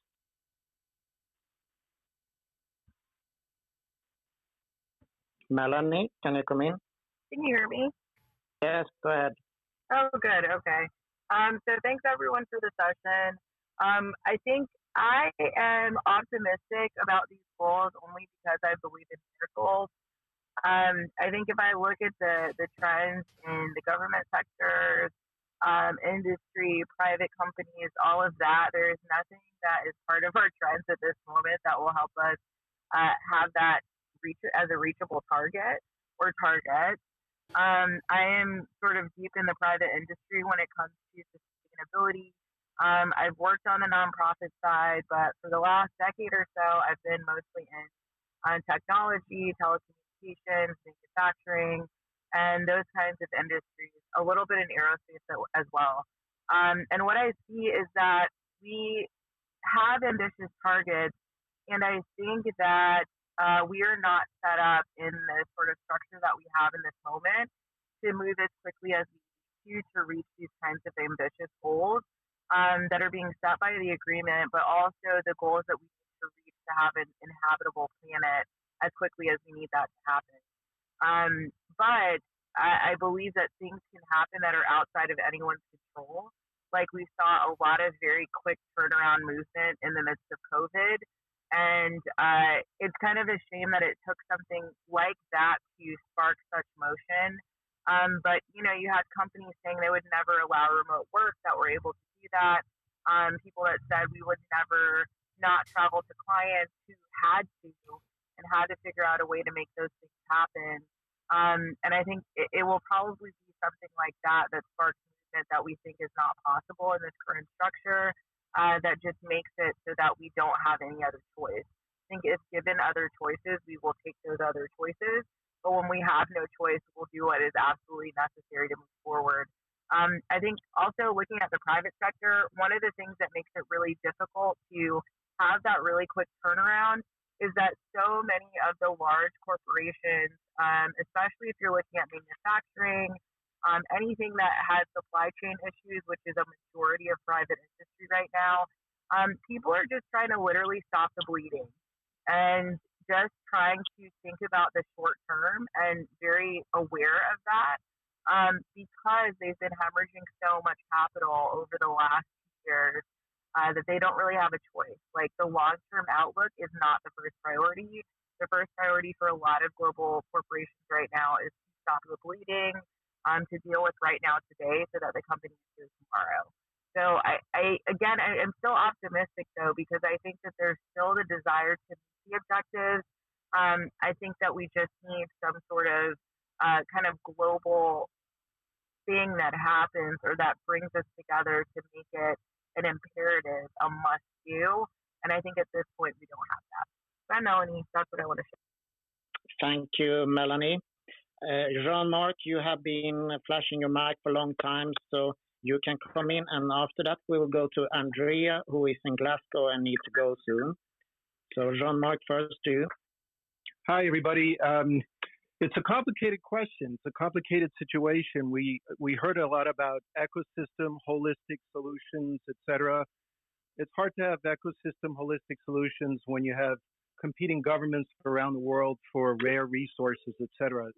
So what I want to do is I've been in the capital markets since 1983, first covering Africa, then in Europe, covering central banks, macro policy advisory, trading, bonds, derivatives, etc. And then as a partner at Arter Capital, we were the first boutique investment banking firm in the U.S. totally focused on sustainability, started in 2002.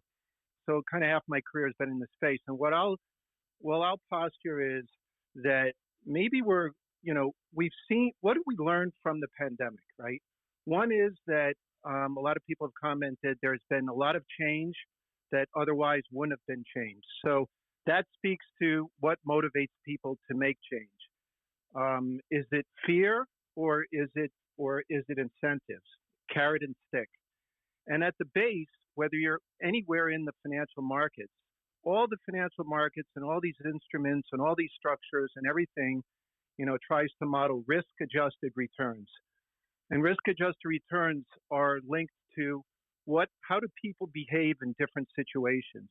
And so what I would say is given that we've got governments around the world that are not necessarily going to be aligned, what's the common denominator? It's the average person in China, in India, in the US, in Africa, etc. What motivates them? What gets them up out of bed? What worries them? What causes them to make a change in the way they behave, who they vote for, how they act? So that comes down to A, survival, B, a combination of water, food, agriculture, shelter, and energy, right?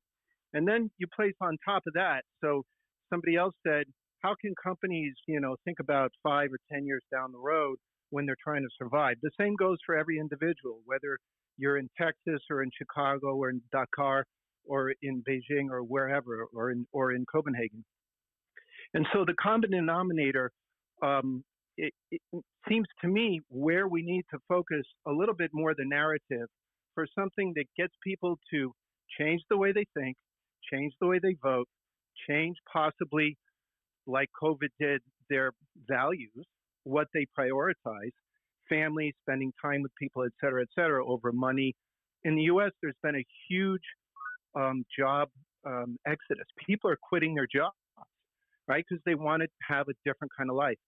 And so when you start thinking about that as opposed to this 4 degrees Celsius, 2.5, 3, 1.5, for the average person, they have no clue what that means. Like, how can I help with that? But I also have to keep my family alive, pay the bills, etc. So what I would say is that when we start, I think that the solutions, because I'm very pragmatic. I mean, I've funded about 120 plus projects from early to middle to late stage, public, tax equity, all different kinds of structures in this space. And I think that when it comes down to it, if you start talking.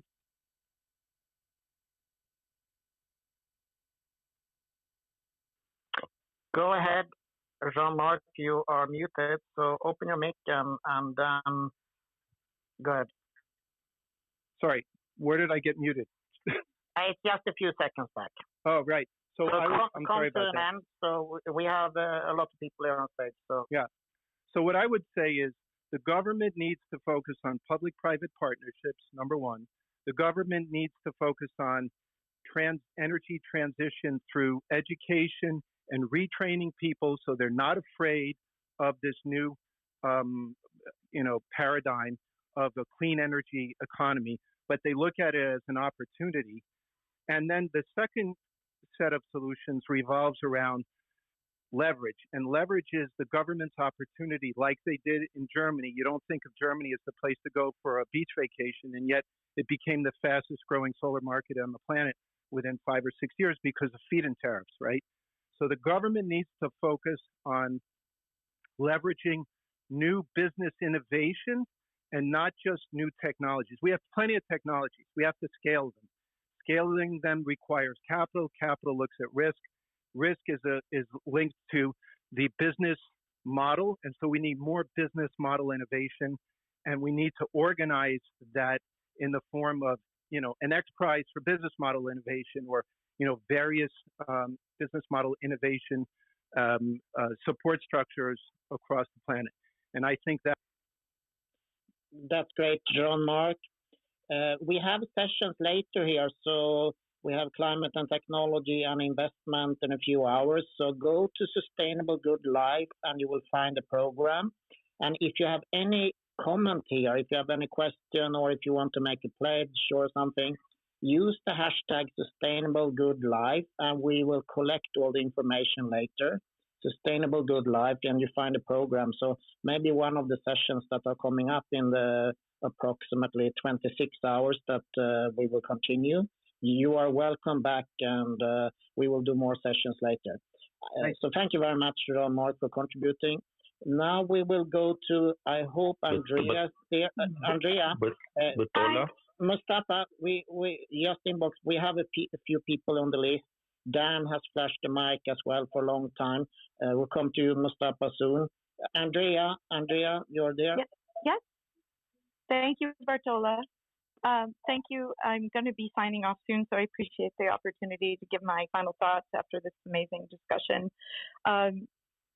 I just think we need to.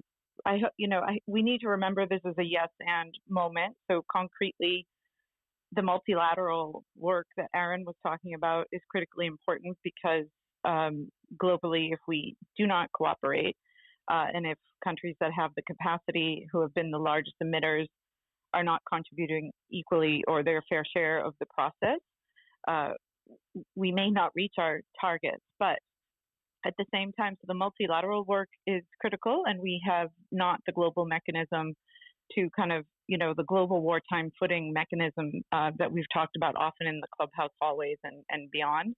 But more importantly as well is taking, the matchup between what's being said and done and promised in terms of commitments at COP to what's actually going on in individual nations. And so for that, I might like to tie in the notion of, working to save the planet is probably one of the biggest democratic acts we could try to take, and that people need to be engaged locally because the politicians that are driving one of the key levers, which is government policy that drives big investments and programs to support those who might get left behind or need assistance in adapting to this transition.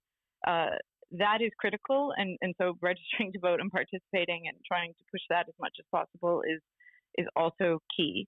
And finally, we've had many experts also circle through, as well as the folks here on stage, but people like Saul Griffiths and Dr. Michael Mann, who have reminded us a couple of things. One, that the media, I'm not sure, we have talked about storytelling and sharing stories of optimism, but we haven't talked about the media as much, and the very critical role of disinformation that we need to keep our eye on. And maybe a new form and a evolved form of media emerging out of this, which helps bring some of the local voices to remind the governments and the folks in power of what we are asking for and what we want, which is public pressure to advance towards a more regenerative future.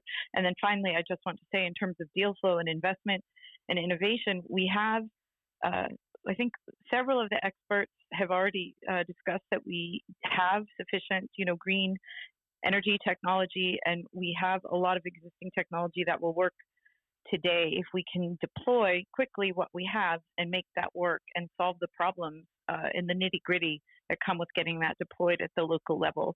Maybe that's where some of the public-private partnerships can come in handy, getting solar up, refitting buildings, et cetera. And so in addition to the deploying what we have, that will buy us time while perhaps we come up with new innovation to deal with some of the larger problems, which Dan Miller will talk about more eloquently than I will.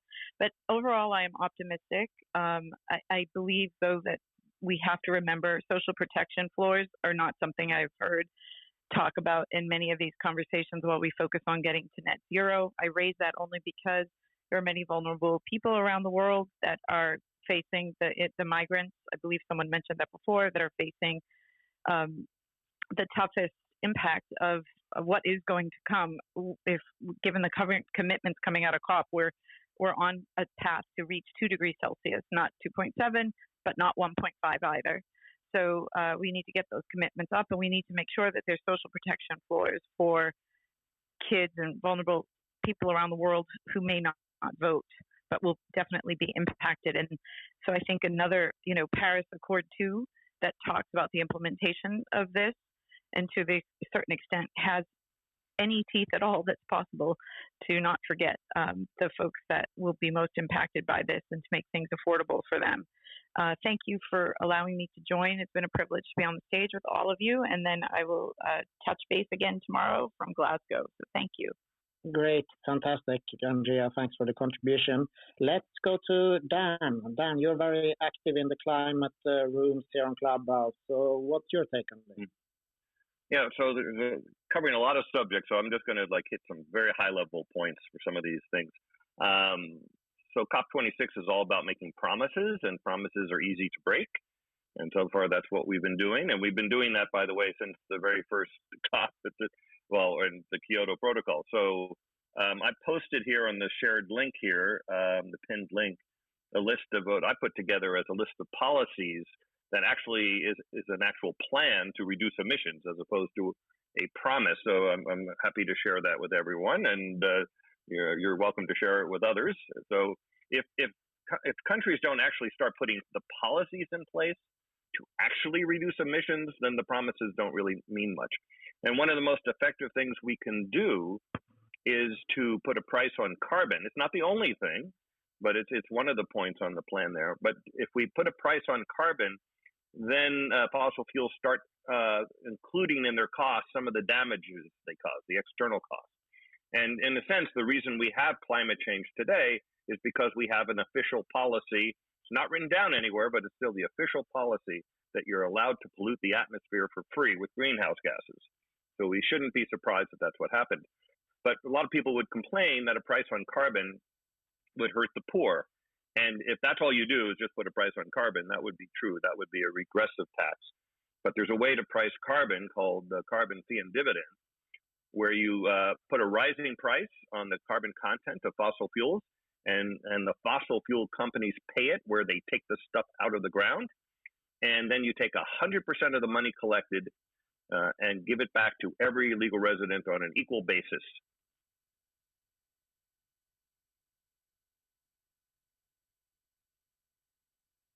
Hello, Dan. Were you complete, or maybe? Oh, someone I think cut me off there. Where did I get cut off? Well, just a few seconds back. So continue. Okay, I'm just saying you can put a price on carbon. You raise the price, and fossil fuel companies pay it. You take every penny and you give it back to every legal resident on an equal basis. And because poor people make a lot less CO2 than wealthy people do, it turns out that the bottom 70% of households, at least in the United States, would make more money on the dividend than they pay in higher prices. So it's a very fair and just way to increase the cost of fossil fuels. And I also want to address the issue of the technology. I'm in that sector. I'm a clean tech venture capitalist. The problem is not a shortage of technology. The problem is a shortage of incentives. Right now, there's not much business, there's not a really good business model for saving the world. We need to remove a lot of carbon from the atmosphere, but who's going to pay you to do that? Right now, it's free to pollute. So there are some countries, and Canada and Europe have prices on carbon. It's starting to happen, but we need far more incentives. Once the incentives are in place, we will get all the technology we need to solve the problem. But so far, governments aren't really willing to go much beyond making promises. And the last thing I'll say just very quickly, there was way earlier in the discussion, there was a question of why aren't we doing anything? Why is the world stalled? And we really have to look at, there's many barriers to climate action, including psychological, the fact that humans are very short-term centric. They don't look at the future very much. Makes sense. If you think about us, 100,000 years ago, all we had to do is worry about where the food was today and whether a lion was going to eat us. And behind, 2 weeks from now didn't make much difference. And so when COVID was going to kill us tomorrow, then we paid attention to that. But climate is still farther off in the future. It's becoming more immediate, which is one of the reasons we're all talking about it more. But still, we have a lot of psychological barriers. There's the political barriers. Politicians are very short-term thinking. There's disinformation from social media and fossil fuel companies. I mean, it's a big list. And we also have to pay attention to all those barriers so we can knock them off one by one. Anyway, that's a little overview. Oh, one more thing. I have a room tomorrow at 10 a.m.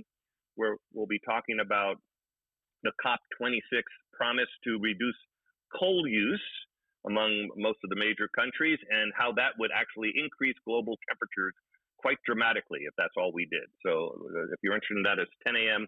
Pacific time tomorrow on Sunday at the Climate Chat Club. Thanks.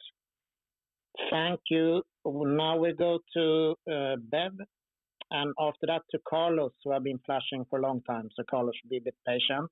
And we will come to all other people also. We have an hour left. Thank you very much for calling me up on the stage and answering my flashing. Thanks so much.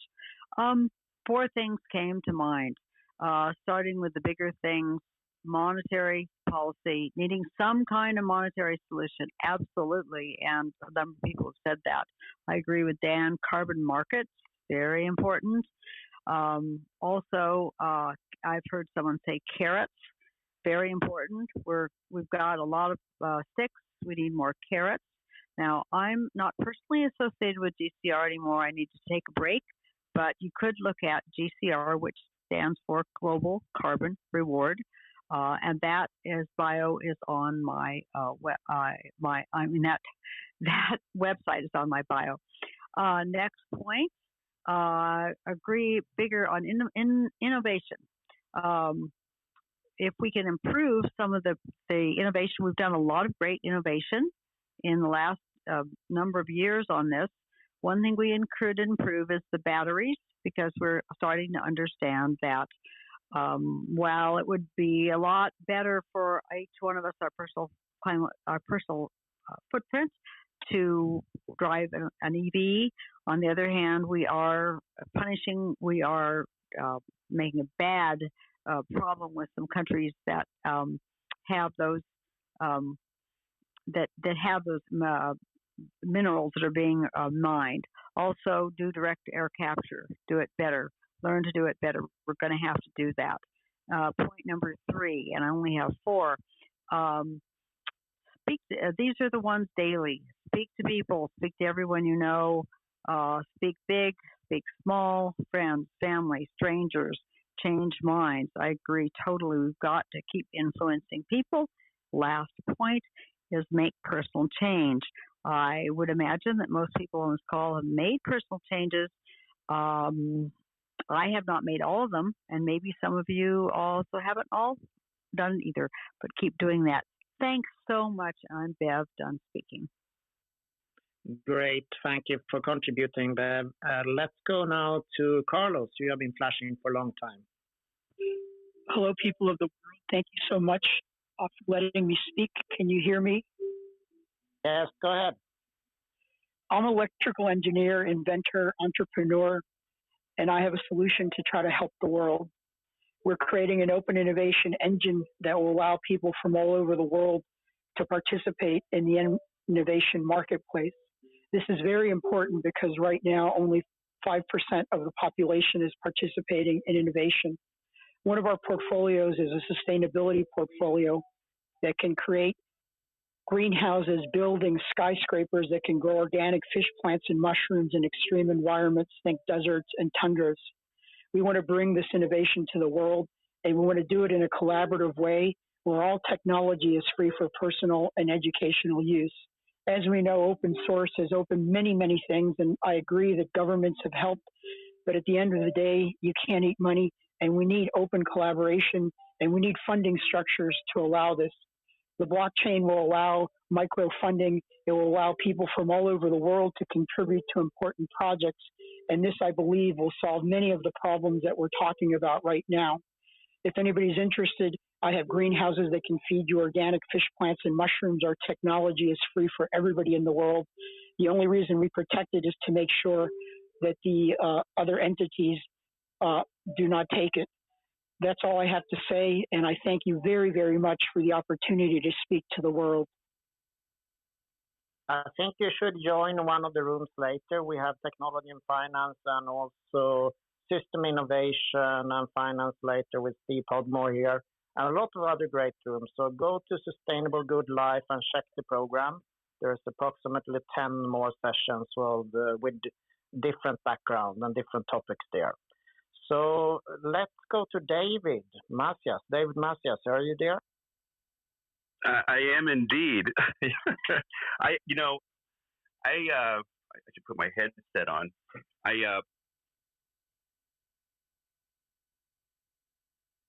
Okay, we take a bit break and then we'll go to you, David. Yeah, I am. Yes, go ahead. Okay. Yeah. Sorry.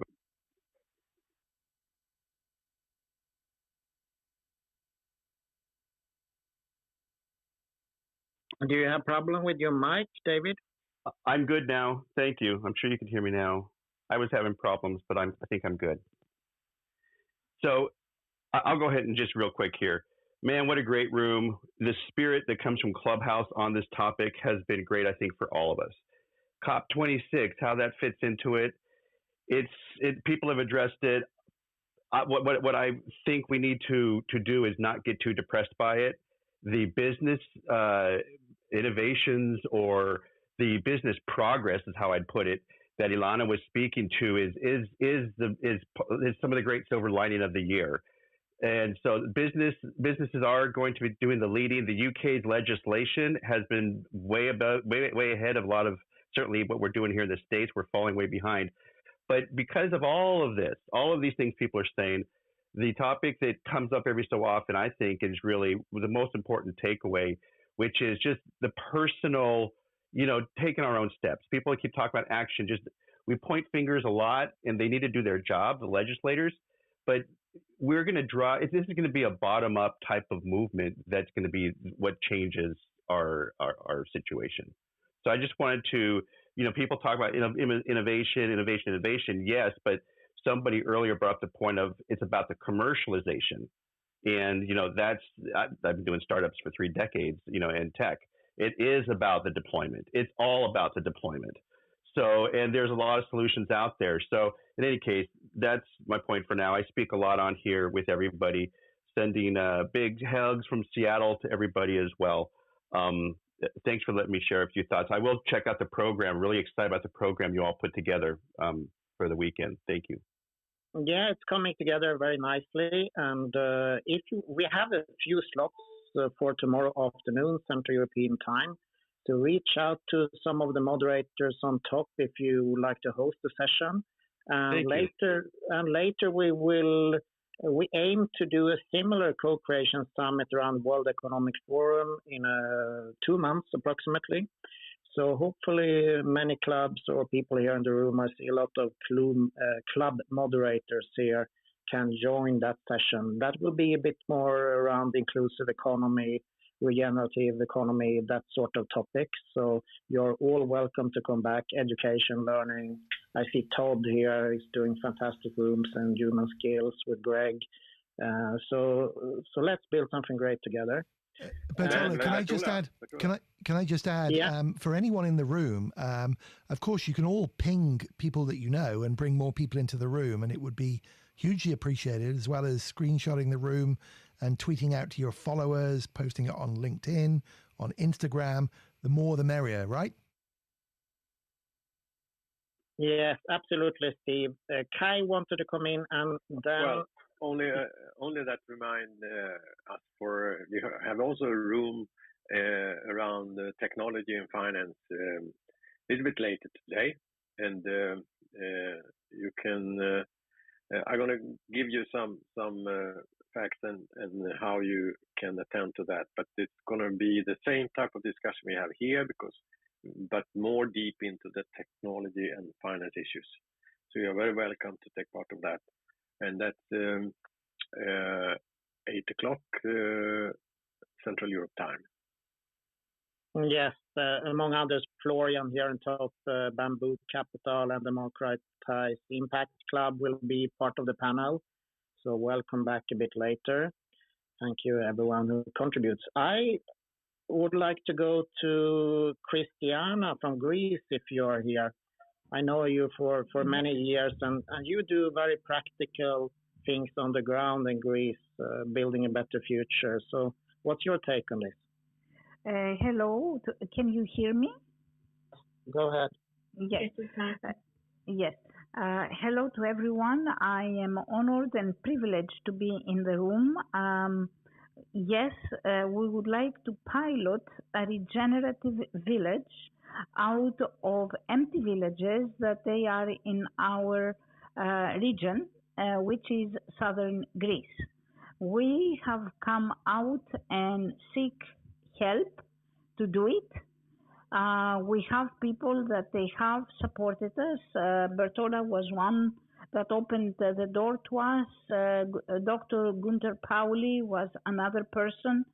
And I think the world is ready and eager to have concrete examples of communities that work with zero emissions with zero waste. So we are involving the local governments, the local people, and open source technology to make a pilot village happen. We do have a session later on, and I truly believe that if we leave our ego out of the room, as Evelina said, and we embrace the interdependency of the we are going to go places. And I am more optimistic than I am pessimistic. Christiana out. Fantastic, Christiana. So check out the Meraki villages, 21 villages south of Athens there. Thank you for that. Let's go to Mustafa in another part of the world. Thank you very much, Betola and Evelina and all. Mustafa here from Kuala Lumpur, Malaysia. So I would like to propose and share some 5 little things that we can do, especially towards the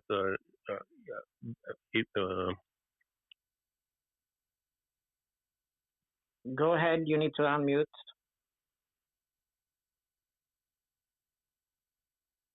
Oh, sorry. I'm Mustafa from Malaysia here. So the principles that I would like to actually share is about making sure that places are towards livability, and we need to also create opportunities for people to do those livability, and there has to be this community creation, fostering sustainability, as well as promoting equitable opportunities for people to actually do what they can do in order for them to be independent. And one last thing is we have to actually reduce this urban heat island effect that is actually killing a lot of these 5 principles in the city areas. So that's my sharing, and hope that could be the message to COP26. Mustafa Alan speaking. Thank you. Thank you. We have another 40 minutes to go, so I think everyone here on stage will get the time to speak. You are welcome back later in one of the later sessions as well. Go to Sustainable Good Life Club, and you can check the program. So you're welcome back both later today and tomorrow. So with that, we go to, I think, flash your mic. I see Equity Music here. Rick Botello, you are one of the very active people here on Clubhouse, and we will also come to you soon, Vera Sinan. Rick, go ahead. Oh, thank you very much. Yeah, I'd like to maybe zoom out a little bit from the conversation here, because one of the things that Greg spoke about was the issue of values. But the thing that I'm particularly interested in is the ethics of virtues and values and the importance of making a distinction between them.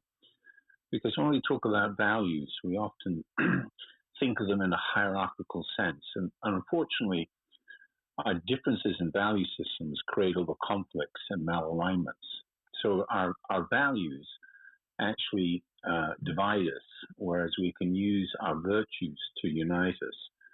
So I'm particularly interested in a sort of high-level leadership framework of thinking about how we can develop equity governance, because one of the limitations of focusing on sustainability, either in the environmental social governance process or the Sustainable Development Goals, is that we can focus on sustainability, but if the system is fundamentally flawed by amplifying inequities, then the focus on sustainability will disproportionately affect marginalized people, low-income countries, etc.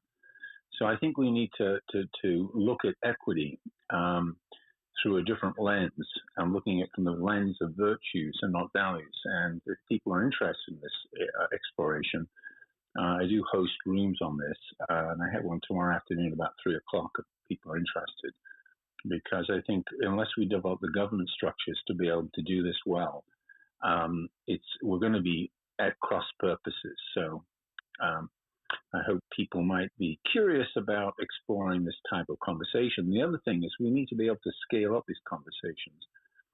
in small groups where people have the opportunity to truly reflect about it. Whereas in large group sessions like this, it's very difficult to create small micro communities. So we have to think about different learning platforms to be able to do this more effectively. Anyway, that's my thoughts. I reckon I'm done speaking. Can I comment Rick's thoughts? Go in, come in. Yeah, and I think Rick really point out one of the main issues, which is a problem to deliver and to speed up things, is that we don't have the governance structure in place. And then I talk on all levels, the local level, regional levels, and the central level. The structure of how you implement different policies and action. And it's about the whole political system that is not made for our problem. And I think one of the biggest issues is the political system to reach the Paris Agreement's target. And but I've seen new thoughts of a model that create a better platform for change. And one of the examples I use is when the city of Gothenburg in Sweden was awarded as a first mover on green bonds development in municipality level. And the whole thing was that in consensus, all political parties in the municipality agreed on the SDG targets and then told their civil servants, which worked in silos, you can't do that to implement SDGs. And you need to have system thinking. So the first step, it was that the head of finance went in to have a coffee with the head of environment. And of course, a new discussion and dialogue developed. And after that, Gothenburg deployed a new green bond strategy, and they were awarded as world leaders to deliver the system that worked well. And they still are front runner to deliver green bonds, investment policies and actions. So sometimes it's not very big steps that you need to take to change the structure. And I have examples also from governments on the national level that could be interesting to learn from, because we have a problem with the Ministry of Finance. They always have a central role in the government, but it needs a system thinking leadership in the central heart of government. And but it's still there, a challenge, and I hope we can come back to that type of discussion, that we need to reform the political system and the structure the politics is working. I'm Kai and I'm done. But I want to comment. Can I? Yeah, short comment, Aditya, and then we go to Aqua Yemi Cloud. So I would like to touch on what Eric and Kaz have been saying. So I would like to bring few facts to the notice of all the summit members. About 130 countries joined a coalition to end and reverse deforestation by 2030.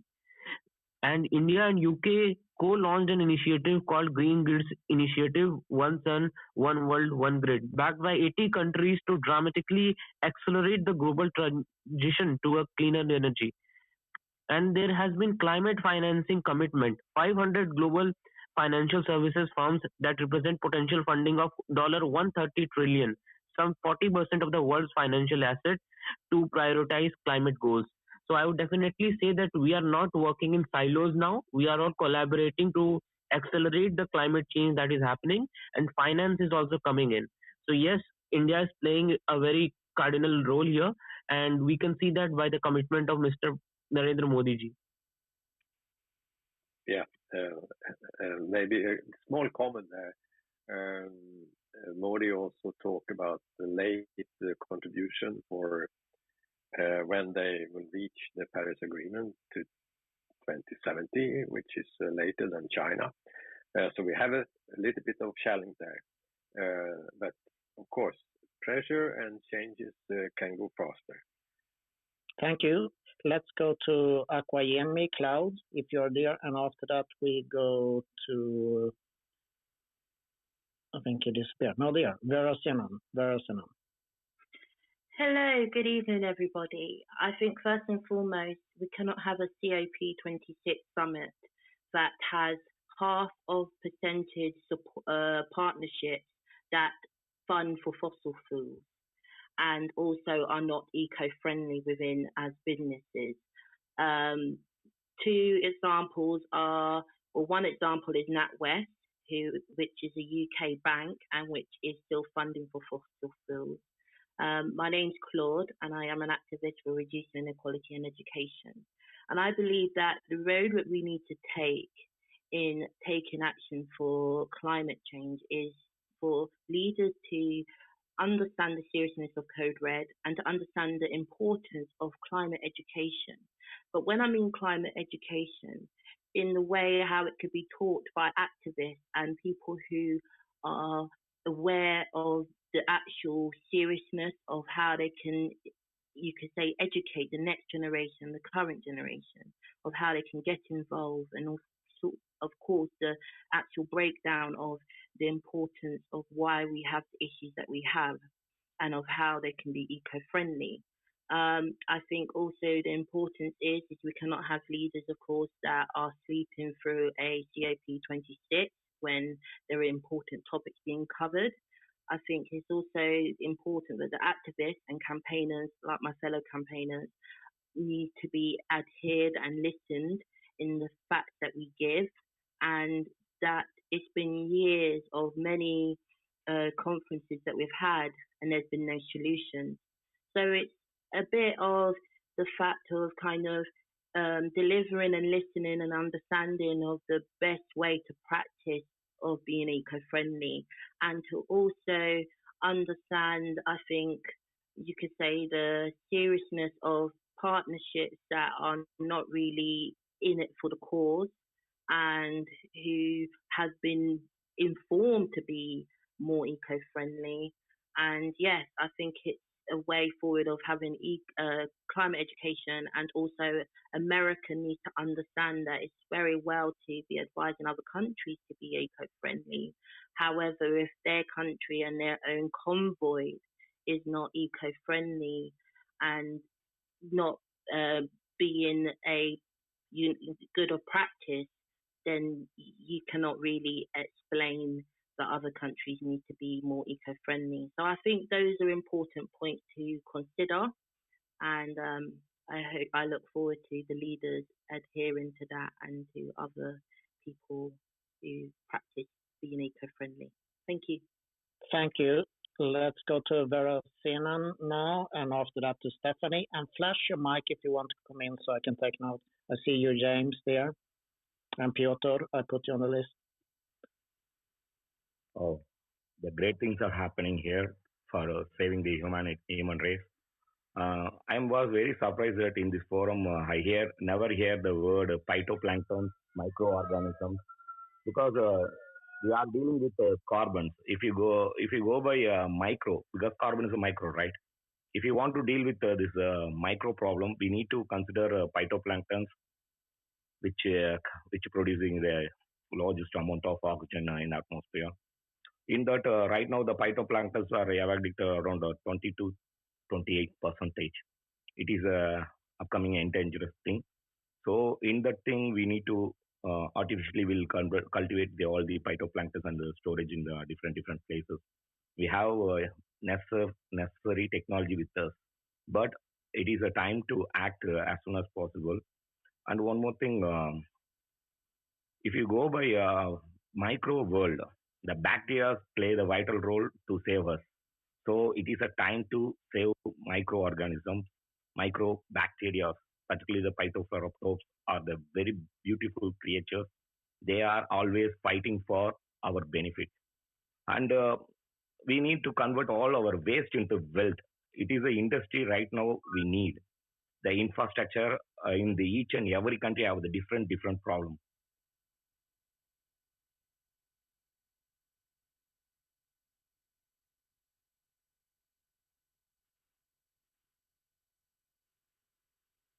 Okay, something happened there with the mic. Let's go to Stephanie and let's see if it comes back. Stephanie, are you? Yes. Excuse me. Yes. Thank you so much. And thank you for hosting this and organizing this. I know it takes a lot of work to put something like this on. So hello, world.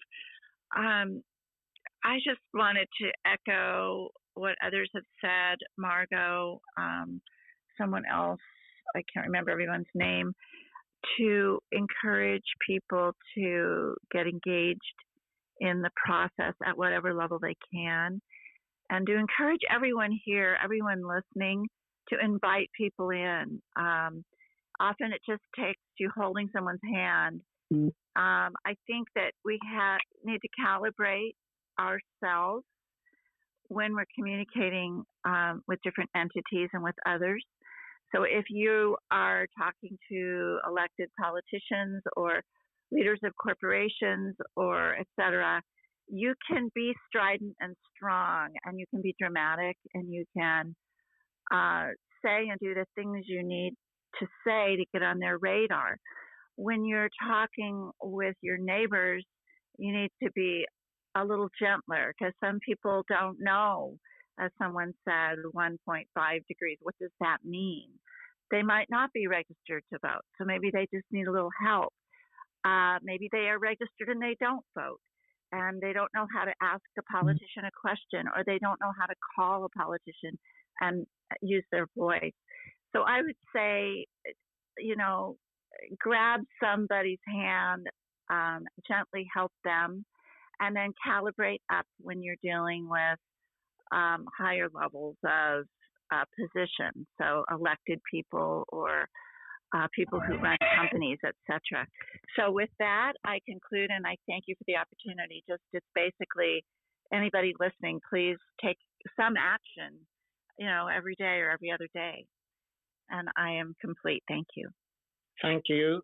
Thank you, Stephanie. You have been part of many rooms, so great contributions. Let's go to James now. He has been flashing the mic here. And also before we go to you, James, you can see on top in the room here a pin post, Community Engagement for Piloting Wise Villages, Smart Villages Club. So if you want to be part of next room, it will be a 1 hour sort of break, a reflection coming together before we have next session after that, Technology in Finance, Climate Technology in Finance. So you can go there, you can go to the club, you can you apply for membership there, and you will get notifications. So with that, we go over to you. All right, thank you so much. Okay, let me just shortly introduce myself. James Angelo Icorian, the first citizen of Victoria, United Citizens of Earth. I've been working on a project 15 years long. I'm a system architect, of course, for many years, worked with major corporations. So we initiated a new era, actually, not a new project or new company or any system like that. This is actually a new era called harmonism. And we are aware already a long time ago, the visions of the government leaders are not designed to complement the harmony of the planet. But it is necessary part of the quantum plan. And but unfortunately, their ideology, which is nationalism, capitalism, religion, communism, and other many human systems, designed for human weakness to become more conscious through ownership and control. And their actions due to fear and populism will be limited and not a true change for the planet. But it will encourage and awaken new generations like us to take leadership for the planetarian singularity infrastructure that we are working on. A new infrastructure, and also unites all the citizens of Earth. So you can now become a citizen of Earth under the new Constitution, Earth Constitution, which is released in April. And then we also have a consortium which will include 111 million experts. So this will allow us to create all kinds of solutions without the ownership, without need for even money, and allow us to create a singularity infrastructure. This infrastructure will be in harmony with the planet, it will reduce 99% of all our problems. And so I just want to give information about that, but also you can check that on our website. We have about 2 million citizens right now since June, and it's spreading fast.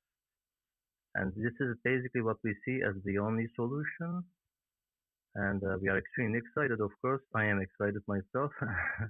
I don't own anything, and nobody will own anything in Korea. We will become a one-person Earth nation, each of us, and we will be united as one, and we will become Ikoria. Ikoria basically is the identity of the planet. It is the new consciousness of the planet. Basically, Earth will have a new character now. And the new system will offer maximum freedom, maximum prosperity, maximum harmony, maximum consciousness, and of course, maximum love and respect. And so I encourage you to look at it, enjoy it, and definitely we want everybody to contribute. We have also funding process up to $500 billion, that first phase only, which is citizen fund, utilizing all technologies. And the consortium also will have many scientific organizations. We have about 1,500 scientists right now in our LinkedIn group, you can check. And it's very exciting. So as a result, I don't see basically governments taking any kind of action that will be benefiting. It's like turning monkey into astronaut. It's not going to work. Thank you, James. If anybody has a question, I will definitely be happy to answer. Great, James. We have a possibility there on the website, sustainablegoodlife.club, sustainablegoodlife.club. There you can add your contribution, or if you have some message, there is space there, so we can collect cases, ideas, questions, reflections you have. So go there, sustainablegoodlife.club, and we will collect ideas. And tomorrow we will have a summary when we end this sort of a clubhouse declaration on climate summit there. So you're all welcome there to go. With that, I would like to go to Elizabeth in San Francisco, if you are here. Yes. I am here. Can you hear me? Yes, go ahead. Hello. I'm so grateful to be invited to be with all of you and welcome all of you. And I just had a short sharing that I would like to do that relates to actually what I'm doing this morning and where I'm coming from.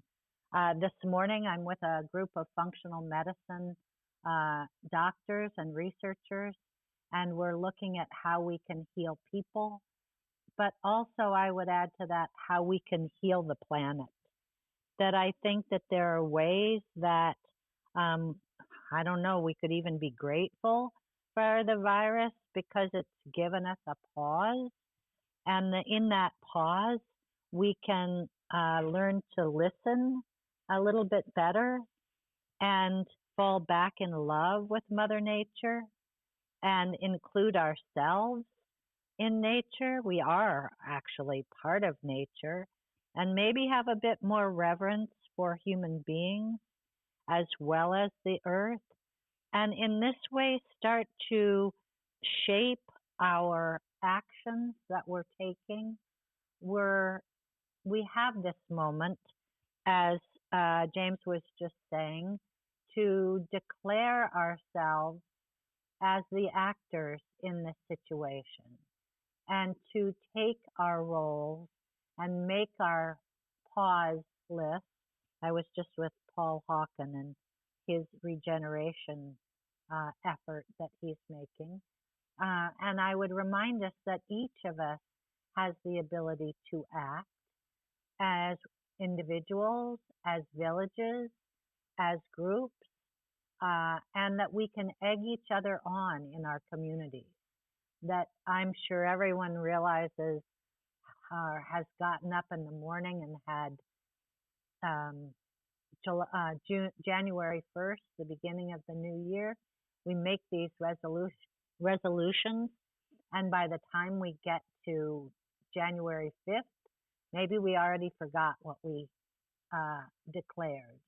So I would invite us all to make groups of each other where we can do this kind of work of healing ourselves and the planet in groups, in community. We're human beings, and human beings need to be in community in order to be effective actors and to feel our own action confidence. So this is the message that's coming through me this morning. I was moved to be given this message to slow down and listen.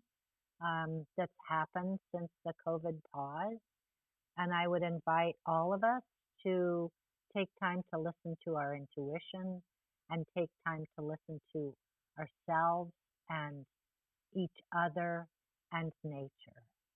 So that's my thought for this morning, coming to you from the southern end of Salmon Nation here in San Francisco, and I'm through talking. Yes, and I recommend everyone to follow Elizabeth. You are chair of the Commonwealth Club of California there, the business. So I know you have a lot of fantastic sessions that we could go into another time. Thank you. Thank you. So let's go. I think Piotr wanted to come in here with a bit geopolitical perspective. We are now in the beginning of this 28-hour climate summit where we are setting the stage. So we listen to questions, we go to different levels of society and nation level, geopolitical, down to grassroots, individual, community level. So we are here to sort of starting to frame the discussion, and we go more into solutions in the coming hours. I also see you, Jake Bird, want to come in here, so we come to you soon. Piotr first.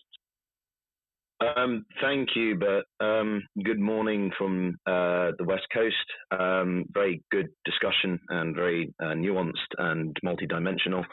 If you don't know who I am, I'm Piotr. I focus on geopolitical issues. I work on the UN and multilateral sphere, and specifically the nexus of climate and security. And that's what I want to focus on as my main point, which is that in the discussions that we've been seeing, COP26, there's been dimensions of climate mitigation, climate adaptation, but one that a report that was released from my previous role in work with International Crisis Group is the climate security dimension. Increasingly, we're seeing the impacts of climate change have adverse effects on communities that are at risk to intercommunal violence. Mozambique, for an example, because of the low-lying land on the border with the Indian Ocean, the risk of flooding and impacts on the local environment and crops has led many people to resort to violence, and in some cases actually take up terrorism. A branch of ISIS, K, for example, has actually developed in the northeast of the country and began acquiring new members because they were disgruntled about their lack of ability to get yields from agriculture. So climate change has a direct impact on the stability of a country, on a community. In other cases, Somalia. Somalia has obviously been plagued by issues, and Al-Shabaab, the terrorist group, has seen a lot of membership growth because people have been frustrated from their inability to get good fishing.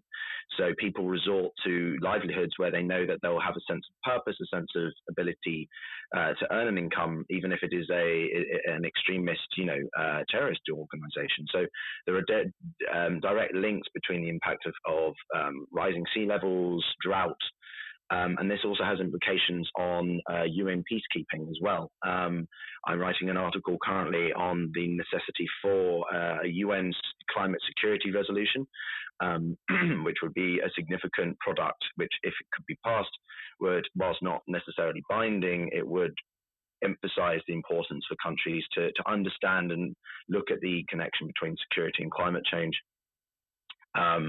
For example, UN peacekeeping missions increasingly are being affected by climate change. Almost, I think it's 10 out of the 21 ongoing peacekeeping missions are located in countries that are most exposed to climate change, and 6 of the 10 biggest peace operations are exposed to climate change, which affects the ability for the UN to do its job, for the ability for peace and the spillover of conflict to be curbed.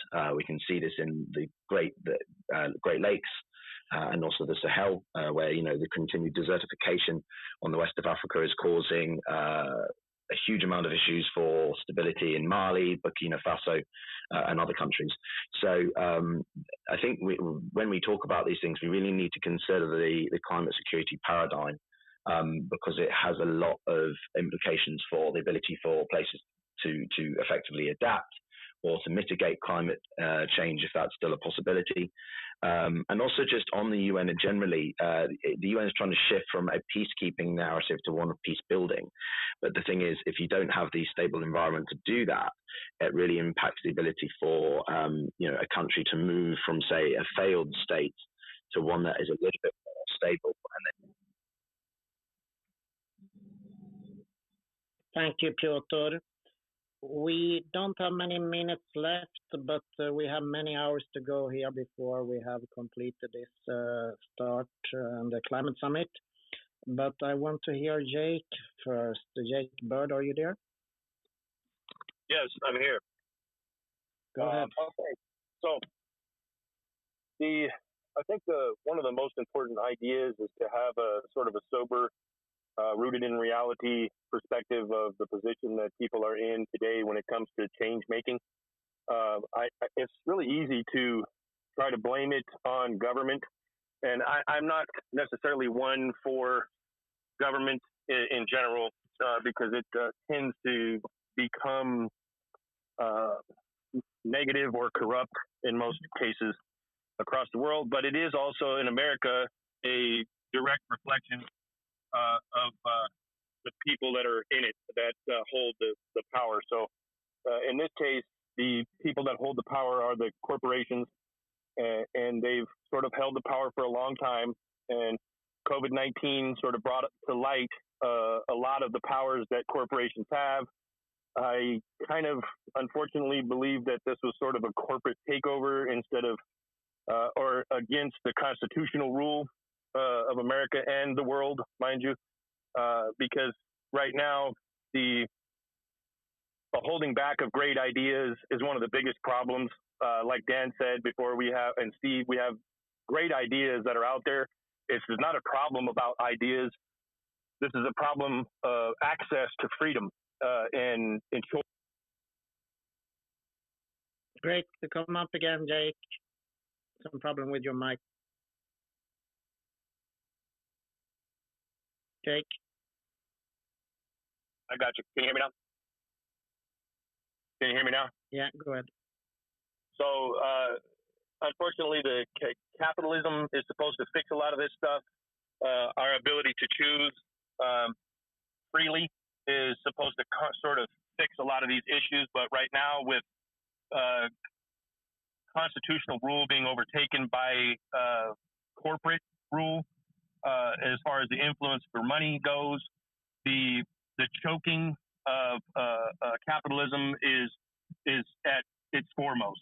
And COVID-19 has sort of given us a specific reason to exist.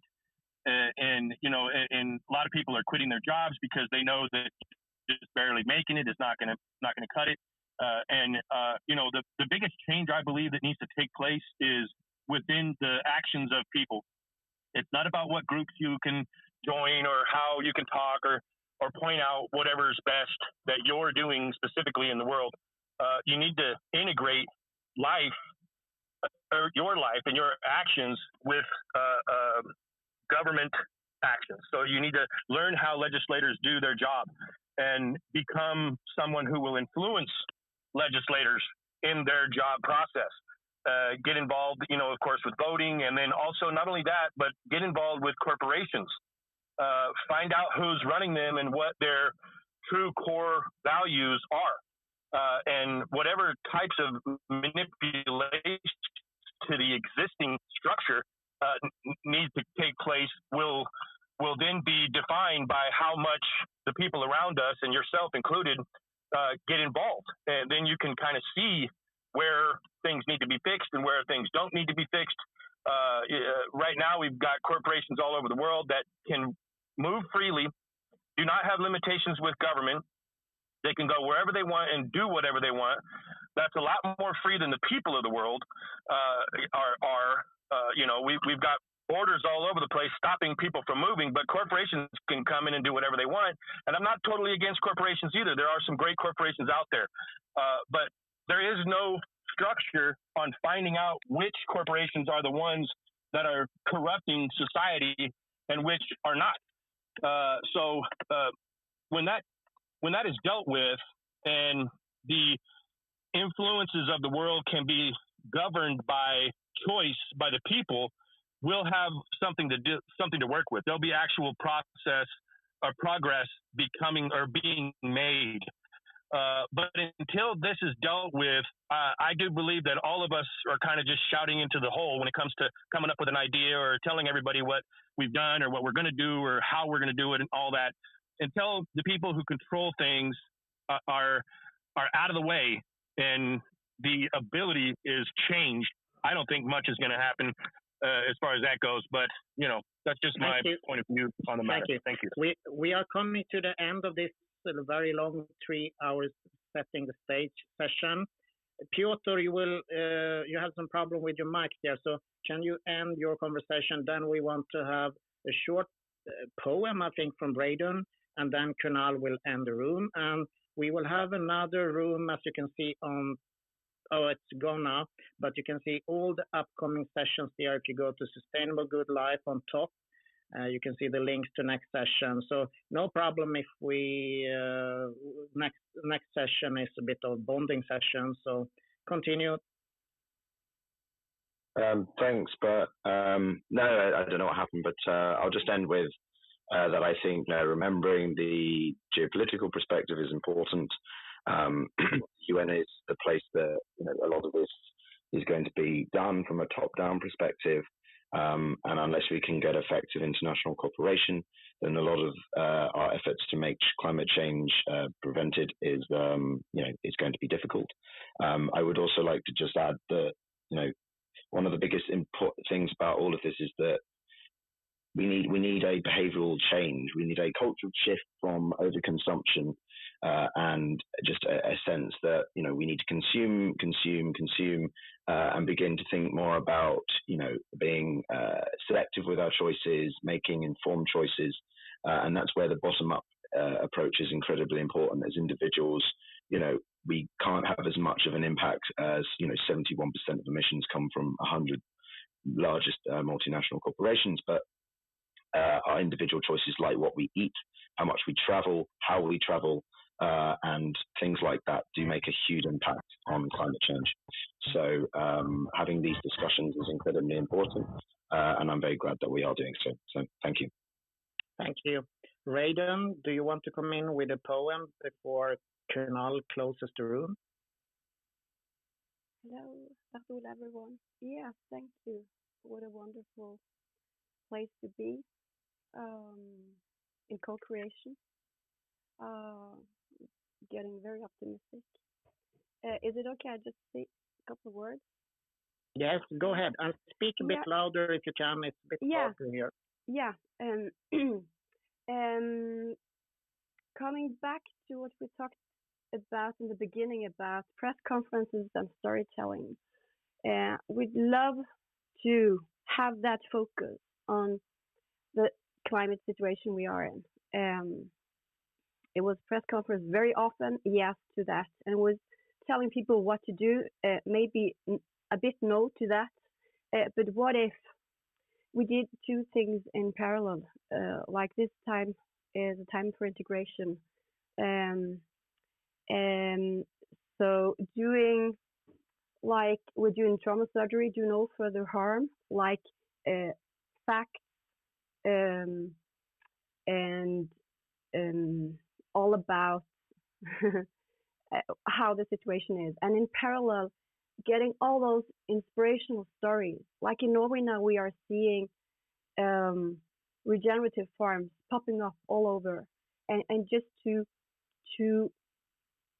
by doing both at the same time and by starting to using another language and also talking in media from governments and politicians about the good change that actually is happening, I think that would be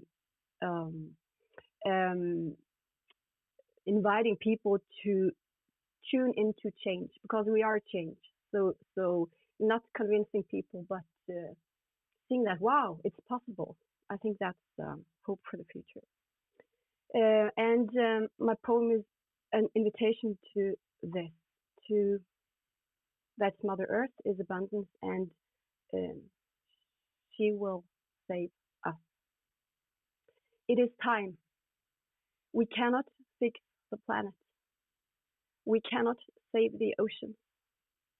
We can only allow nature to reveal its own innate intelligence, logic, interconnection, and regenerative cycles, teaching us how to respect it as ourselves. We are nature. There is nothing to fix. There is only tuning into our own nature systems, emotions, energy, our common path.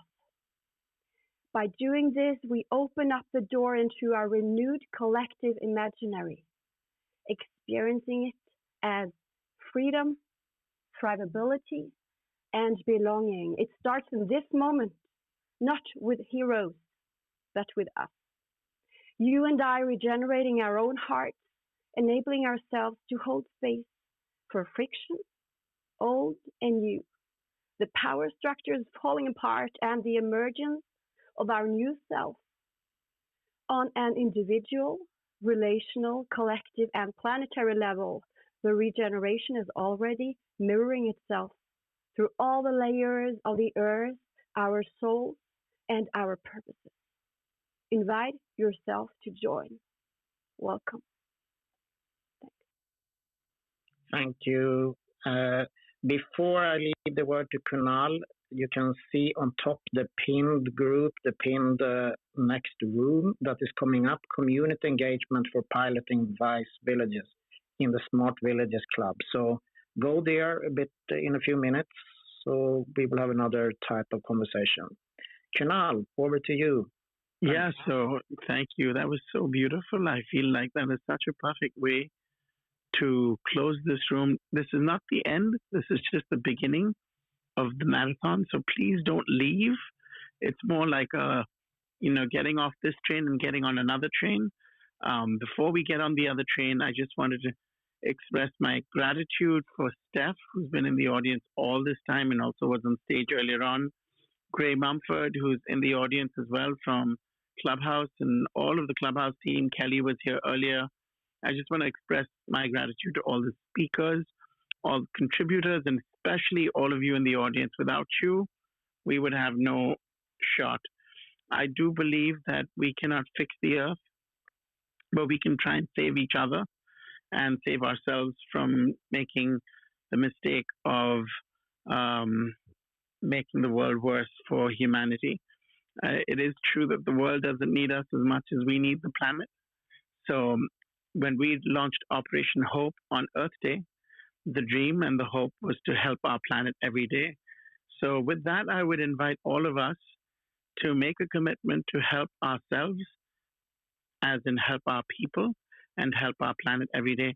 And just want to extend massive gratitude to Bertola, Kai, and Evelina, and the team for doing such an extraordinary job.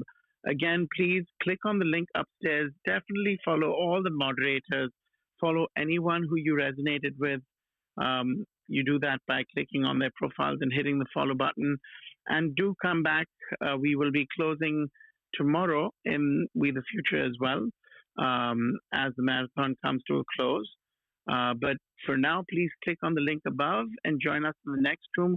We look forward to part 2 of this dialogue, and this is just the beginning of great things to come.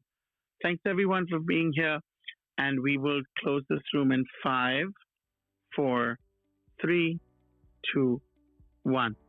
Thanks, everyone. Have a wonderful day, night, morning, wherever you are.